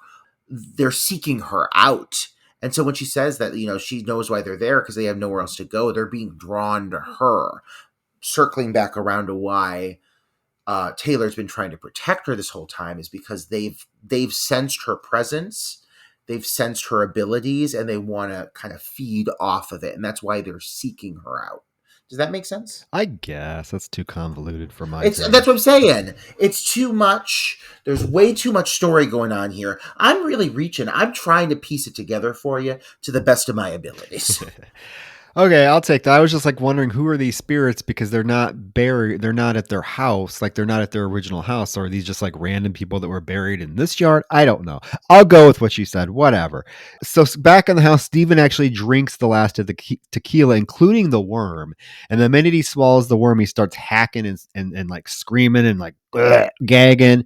And then all of a sudden he like gets this calm over him, and he malevolently looks up the stairs and he starts to sing, God is in his holy temple. God is in his holy temple. And he goes upstairs and into the bathroom where Carol Ann is brushing her doll's hair. And she immediately can kind of sense something because she's like, Daddy, are you okay? He's like, yeah, I just want to give my little girl a hug. And me and Mommy, we need to talk one-on-one. And then he like, basically this whole next few minutes is him aggressively like manhandling Diane and borderline raping the woman, while he's screaming at her. Well, first of all, he's comes up behind her and is like feeling her up, and she's like, Steven, not now. And he's like, why? I have needs. And she's like, well, it looks like your needs have been fulfilled by the bottle tonight. And then he's like, are you calling me a drunk? Yes. And she goes into the bath. Yeah, I mean, and she's like, Steven, I don't have time for this now. And she goes in the bathroom. He's like, remember the other day when you saw mommy out in the garden? She's like, how did you know that? And he begins to like launch in about how she thinks all of their problems are because of Carol Ann. And she wished Carol Ann had never been born. You never wanted Carol Ann, he screams as she's like pokes her little doll's head around the corner. Crying. Yeah, then he jumps on her and like aggressively pins her to the floor, and he's like, he's gonna rape her. And she's screaming. She's like, "What are you doing, Steven? What are you doing? Please, please, I love you, goddamn it! Don't you know I love you?" And I guess this is enough. Her saying "I love you," I guess, to snap him out of it, because then he starts gagging. This whole scene, though, leading up to this point, he's so good in this moment. Like, his physicality actually changes. The look of his overall appearance almost looks like he takes on more of a Reverend-esque physicality almost at certain points. His body language, everything about him, he does a really great job. I mean, he's almost transfixing at certain points when he's licking on her hands and just the choices he's making. It's so just almost like I mean, it's violent. I mean, it is violent. Like, he's pinning her to the ground. He's licking all over her hands. He's kissing on her neck. She's screaming. And she starts to realize that he's, obviously not being himself. Yes, it's an abrupt transition to get him back to being his normal self, obviously. But that whole moment while he is possessed under the power of the Reverend, he does a great job with it.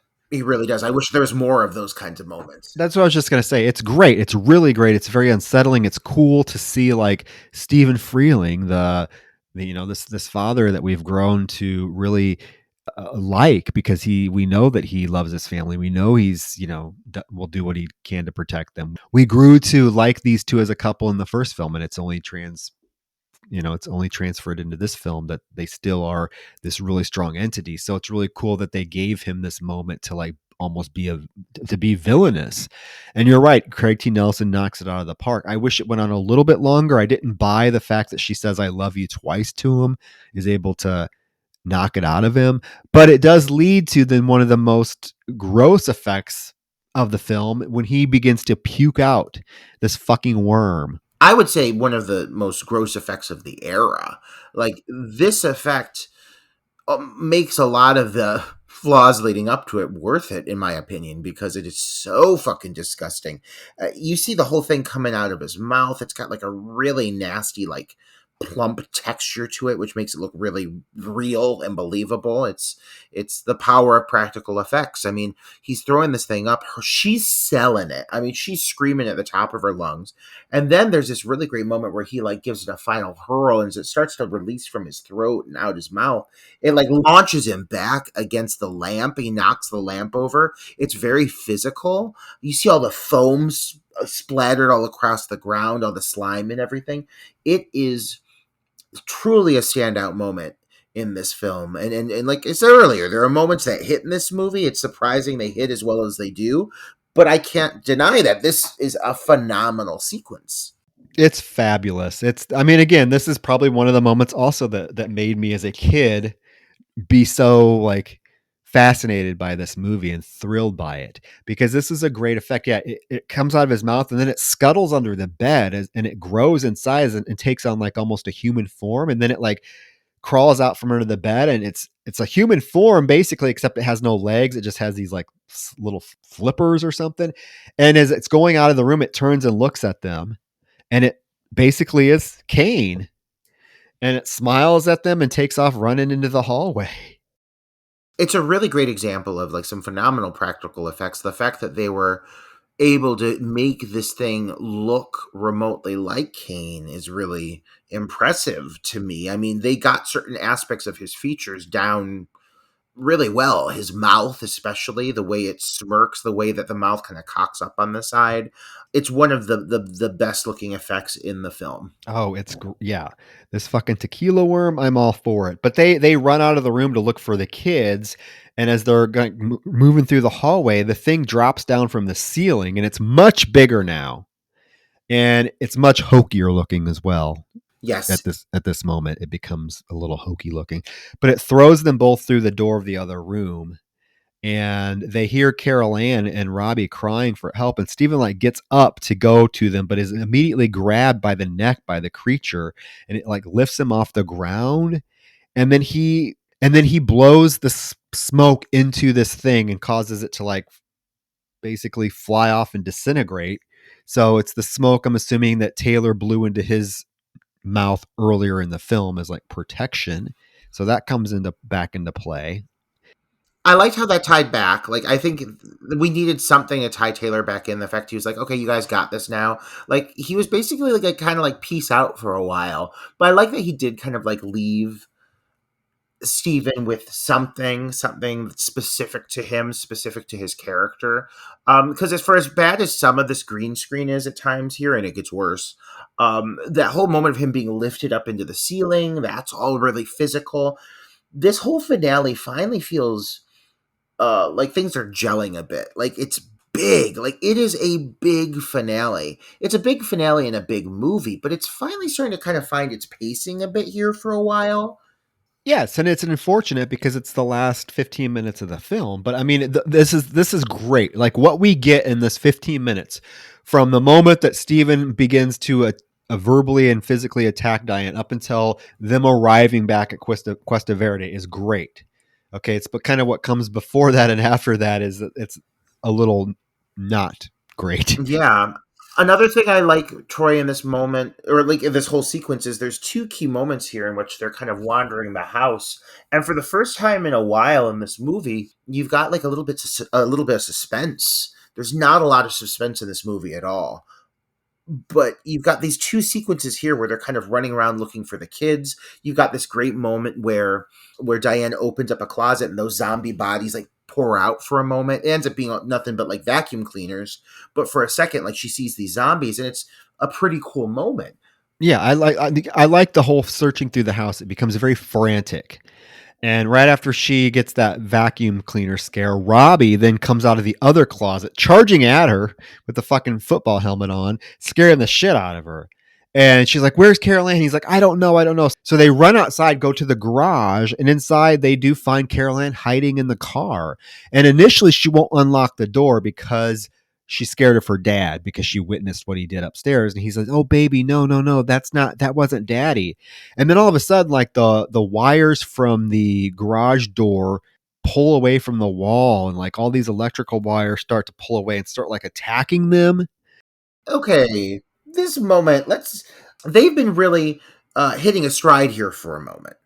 And I feel like at this point, they start to lose it a bit because there's something just really cheese dicky about watching these metal goddamn fucking tubes start to come off the walls. Like the garage itself starts attacking them, so they all get in the car. It gets them all in the vehicle. And so like all these like metal kind of like pipes are hitting them, but they're all very like just like limp, and they're just like kind of flapping at them. It's really not very threatening. And then that goddamn dog comes in, and it feels like Homeward Bound on crack for a second. He grabs one of the wires and is like wrestling with it. I mean everything's attacking them. Wrenches fly off the workbench and smash the headlights of the car. They Carol Ann finally lets them in, so they all get in the car, and the car, of course, won't start because hey, it's been sick.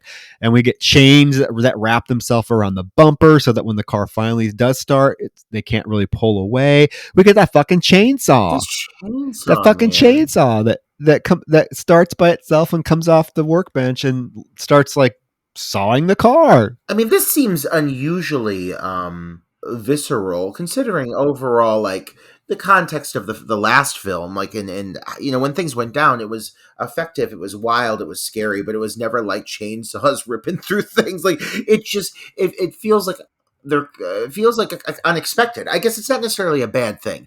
I didn't anticipate it. I actually like this sequence a lot. I like when the chanting score starts to kick in, and yeah, the chainsaw's coming at him. Wonder if it was a nice little nod to Toby Hooper, maybe. Yeah, yeah, and it definitely like I say with a lot of my reviews, I say I'm always looking for the moment that raises the stakes.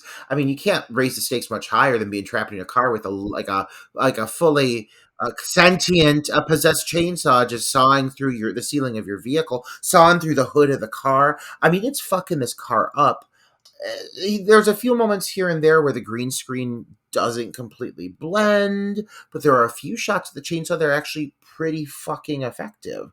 So yeah, it's quite threatening. It's like busting through the glass. Yeah, I do enjoy this moment a lot. Yeah. And finally, Steven's able to pull away. He pulls the bumper off the car and just busts out of the garage. And we see once the car gets on the street that this car has been fucked up.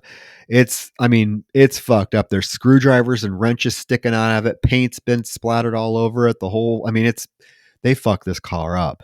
But they're able to squeal and go away. And they drive immediately to Cuesta Verde. And when they get there, along the way, there's a moment where like Diane tells Carol Ann, she's like, it was very smart of you to hide in the car. And Carol Ann's like, yeah, but it wasn't my idea. Taylor told me it was the only safe place to hide. So, Taylor's, his presence is still being felt. Carol Ann listened to him and she, saved the family, basically. They go to their old property and they start walking to the lot and the lights come on. And immediately Tangina comes out. Does this fucking bitch live in their pool now? This is her home now. I mean, she lives in this cave, right? Because she's there constantly. This whole final moment, everybody comes together. It seems very pre-planned. Like, of course, she's there. You got Taylor there. He's performing Native American chants with his, traditional makeup in front of the fire. Like, it feels very much like just paint by the numbers, like you said before. I'm going to say I very much hate this ending. I don't like what happens here. It's so fucking cheesy. And especially now when the effects have gotten to look even worse. Like, I really wish we could have just got an ending like the original, like where they pull away from the house after being attacked by the chainsaw. They go to some place. I don't know. This is stupid. Okay. Everything that happens is fucking stupid. And the fact that it looks stupid now makes it worse. But yeah. They're supposed, like, I don't know. They go down into the cave and all of like the skeletons are still there. These skeletons have been, fuck, nobody cares that there's skeletons in this public place. I don't know. Diane says that they all died because they worshipped him. And then Kane's skeleton screams at them. And then all of a sudden, somehow, Diane and Carol Ann are pulled into this other dimension. Oh my God, like this really awful green screen of them like silhouetted in like a blue light, get just like yanked into this other dimension. It's so cheesy. And then Steven hears like Taylor's chanting, so he runs and follows it and he finds Taylor, like you said, all painted up. He's in front of a fire doing his chanting. And he basically says to Steven, the only way that you're going to be able to defeat them is to be a family. And then like this mound of heads comes out of the fire. This is a movie that has some really great effects. But for every great effect in this movie, I feel it is balanced out with an effect that is not so great. Some of them are green screen and some of them are just really bad practical effects. And I don't know what this giant accumulation of Monchichi faces just blob together, these rubber doll faces. Like, what is this supposed to be, Troy? Please. You know the Poltergeist lure. Please, the lore. Tell me what this is supposed to be, because I have no idea. This looks like they saw something in one of the Nightmare on Elm Street movies and they tried to replicate it and they failed. Well, the one looks like Carol Ann, that's all I know, and it screams. No, it doesn't. Come on. It's supposed to look like Carol because it screams, "Daddy, help me!" Oh my God! And then Taylor's like, the only way is to jump through the flames. So him and Steven and Robbie jump into the flames, and you get this ridiculous green screen of the family like floating. Listen, I cannot explain how fucking stupid this looks. Listen, man. This whole sequence, we watched another film from around this era, for one of our patrons, Return to Oz, which incorporates a lot of green screen. But there is a free falling sequence in that movie that is very similar of Dorothy kind of falling through all these like crystals. And it's amazing to me that another film, same era, same kind of concept, pulled something off so much better. I mean, it was still clearly green screen, but like this looks at times like unfinished. Like you see the seam around the actors at times, like you see like that kind of thin green line around them that just looks like they've not completely been like blended with the background behind them. But it literally is just a bunch of people free falling for 10 minutes, just free falling through light blurs and colors and strange backgrounds, people getting pulled into orbs of light. At one point, Carol Ann starts to age. That's really cool when she starts to turn into like the corpse, the husk of the corpse. That looks really cool. But I mean, it is just, I imagine taking acid and watching this scene, Troy. It would be horrifying. It would, I mean, it is so much, it is a sensory overload, and it doesn't really like, I get it, like they're having the final battle and so forth, but at the end of the day, I don't know what it represents, what it signifies. But it happens so quickly. There's not even a battle, Roger. That'd be different if like they actually had to battle anything. They don't. Yes, the creature comes, like it comes and it's like attacking them, but immediately Taylor sees this and he throws through the flame. He throws them the lance. He's like, "Here, Steven, take the lance." And Steven takes the lance, throws it at the demon right away. It fucking kills the demon. The demon flies away. And in the meantime, like fucking Diane somehow loses grip on Carol Ann, and we get this ridiculous scene of Carol Ann flipping, just fucking somersaulting.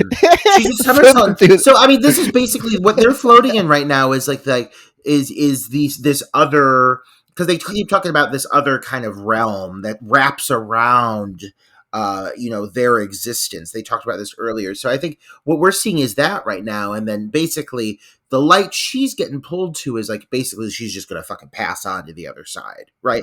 Like supposedly she's flipping through the air. They're screaming after her. Diane's like, "No, Carolyn, don't go." And then what happens? God damn it. That old broad, the one that the grandma with the accent, she's an angel now. Oh, but I mean, she looks lovely. She's got this flowing robe. It actually looks quite grand. I mean, we've got some like Virgin Mother looking shit going on here. But she comes back with Carol Ann, of course. Everything is okay. And it's supposed to be meaningful and impactful. But we kind of forgot that Grandma existed. So she's like had no impact on us since, the first 10 minutes of the movie. So it's kind of like, oh yeah. Oh, I forgot about her. So it does feel kind of like, okay, like I guess I'll take it. The grandma brings Carol Ann back. Yeah. And she's she's all lit up, backlit, and she has this big flowy thing on, and she smiles and floats away. And all of a sudden, they're transported right back to the cave where Tangina's like, "Thank God, thank God." And then they get out of the cave and they leave the cave, and as they're leaving, Taylor makes the comment that the car wants to go home with him. And then Steven like very freely gives Taylor the keys to his car and it's like, "Here you go, it's yours." I mean, after everything he's done, I guess he's earned that fucking car. Yeah, I got that, but like it's weird because even Robbie's like, "Dad, you gave our car away. How are we supposed to get home?" And do you notice Tangina just disappears? She fell back she fell back down the hole. She's like, "Help! Somebody help!" She's there. No, she's there with the group one second, and then when it cuts back, she's gone. She must have went back. Yeah, and so the film ends with the family chasing Taylor because they need a ride home. And I know it's supposed to be light. Yeah, but it's dumb. It's dumb. Yeah, it's supposed to be like, oh, we're ending on a light note. And I'm like, I don't want to end this on a fucking light note. Like, I mean, God damn it. This whole movie, I've not known exactly like what they wanted me to feel from beginning to end. Like, I just don't feel anywhere near as connected to the characters as I did in the first movie. And that's shocking to me. To have characters that are established in a film and then to follow it up with a sequel that makes you feel like less toward like less about them, less passion, less concern. Like I just don't care about them as much. And the fact that they managed to, make a movie in which they seem just so paper thin, it's baffling to me. I mean, it takes a really a pretty, I hate to say bad like writer, but like, I mean, the script for this, like, I just can't believe that someone didn't sit down and look at this and say, like, wow, this is a downgrade from the original material. I think you hit the nail on the head again. And the fact that the characters in this film are nowhere near as endearing or likable as they are in the first film or even established. And I was like, when I was watching it, like, I was like, you know what? Like, even like the character of like Robbie, is not given much to do in this film and just comes off as being like this little shithead a lot of times. And I think like there's streaks in this film of these characters, the writers making them unlikable, which is just not the right route to go when we were so enamored with them in the first film. That's one of the things that makes the first film so fucking effective is the family dynamic is so believable and you care about them and you want them to be safe. In this film, it's like, okay, well, they tried to recreate a couple of the dialogue scenes from the first film between the family, but it just like falls flat. And then making like giving Steven some like very negative aspects in terms of how he interacts and what he says about like the Taylor character. It's just very off-putting. And yeah, there's not really a cohesive story that like flows through this film. It's just like random, let's see what can stick, like you mentioned. And then this ending is absolutely abysmal. And it makes no sense. Like the ending is not justified in terms of how much we've built up to it and how much has kept being said about, oh, you guys need to come. My point with the whole conversations between Taylor and Steven throughout the film, with Taylor constantly telling Steven, you need to find your courage because you're going to have to, you need to find your courage. You're going to have to be brave. That's leads to nowhere because the ending is not even Steven protecting his family. Because what happens is Taylor throws him the thing that he's able to, it's not even Steven becoming brave and doing anything. It's just this whole ending is fucking ridiculous. It's rushed. It's frustrating. It's just so overdone. But I mean, the movie, like I said, from the beginning was overdone. The original film took its time. It established a sense of fear in the audience that kind of kept growing and evolving and developing as you learned more about what was going on. So by the time the final showdown happened, it was impressive in its overall scope and scale because it built up to that. Whereas this movie, I think they felt like, okay, well, people already expect something from this. So when we come in and we start this, we got to start at the exact same kind of the note that we left them on. We've got to maintain that from the beginning moving forward. And I would much rather that they would have started on a simpler note and again built up to something bigger, because the whole movie feels like it's trying to be a finale. Like the whole thing feels like they're constantly trying to like just rush through this really convoluted story so they can show off a few really cool sequences, but overall it feels very loosely strung together. And so I think this is an example of a sequel that really does the series more harm than good, because like as we said, it makes you feel less towards the characters. In fact, because of the bad writing, some of the choices they make, some of the things that they say, some of their choices of dialogue make them significantly more unlikable. And that's a shame because, yes, the first movie really showed a great depiction of an average, everyday suburban family. I do also think that lacking that teenage character, just completely omitting her existence from the storyline, like, I don't love a recasting.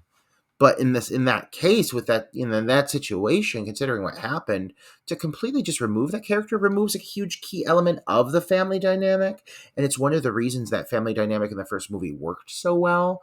And I just miss having her presence. Like I miss having a teen presence in general. This family unit would have done well with that. I think they really could have played that in, a factor of an additional kid in there who was a little bit more matured and grown and had a different kind of view on these things after having gone through that experience with her family, was processing it at a different age.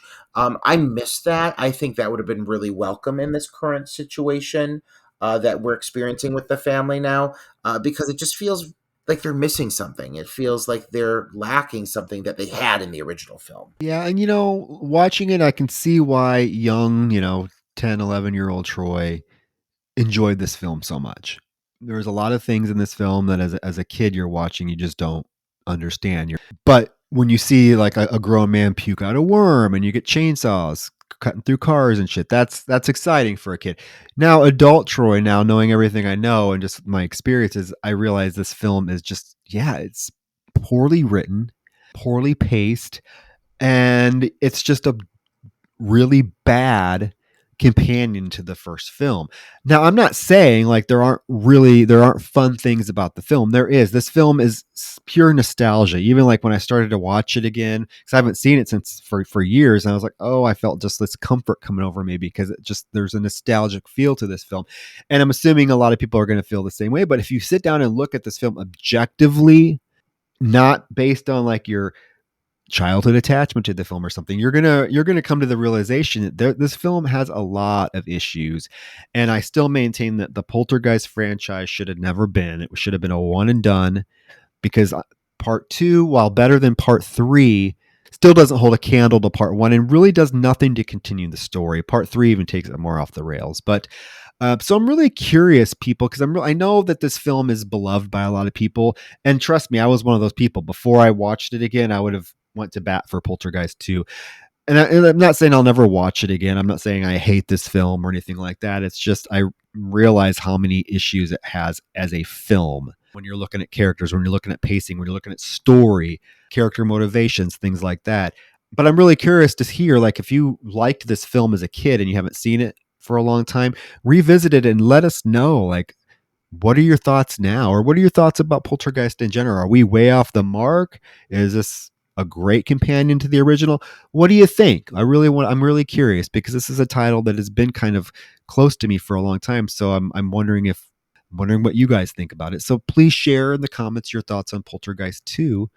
And as we storm towards our 100th episode, Roger, we got to reveal what is going to be episode 97.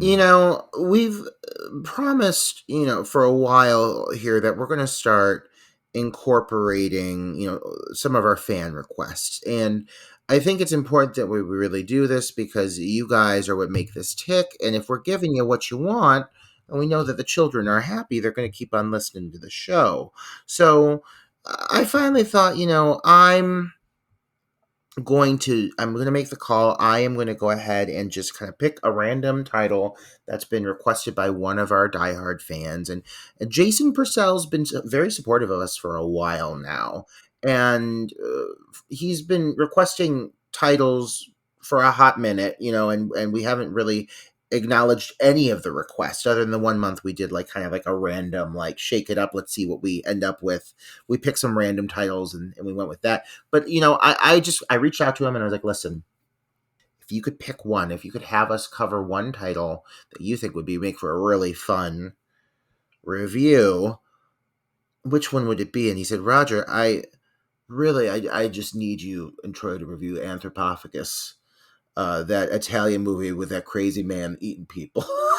That movie, the movie I'm talking about, Troy. You know the one, right? I do. Anthropophagus, the Grim Reaper. Yes. Yeah, I've never seen it. Oh, I've seen it. It's been a minute. But I have seen it. I'm curious to check it out because it's been a while. I actually really like Absurd, which is supposed to be like the unofficial sequel to it.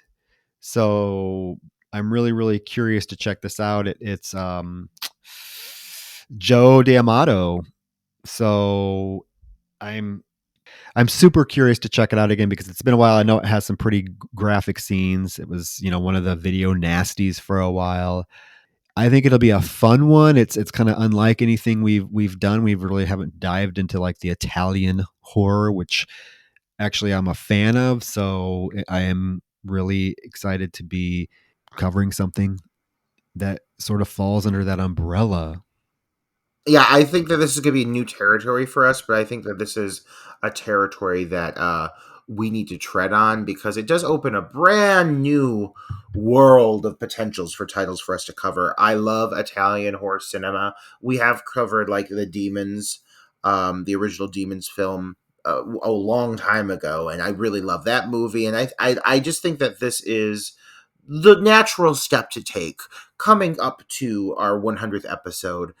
I think it's time that we at least take one episode to honor our fans and say, we hear you, we appreciate you, and we want to give you what you want. So Jason, this is for you. So Jason, thank you. And then if you guys have any requests for a film that you'd like to see us cover, shoot us the title via Facebook, via email, darknightofthepodcast@gmail.com, through our Instagram. Just send us requests. We'll start tracking them and definitely start getting some of your requests on the show, because 100 episodes in, we're going to start needing some suggestions. Our lists are dwindling. Actually, no, my list is not dwindling, but the more to pick from, the merrier. So send us those suggestions. Let us know your thoughts on Poltergeist 2, and then join us next week for Anthropophagus, aka the Grim Reaper.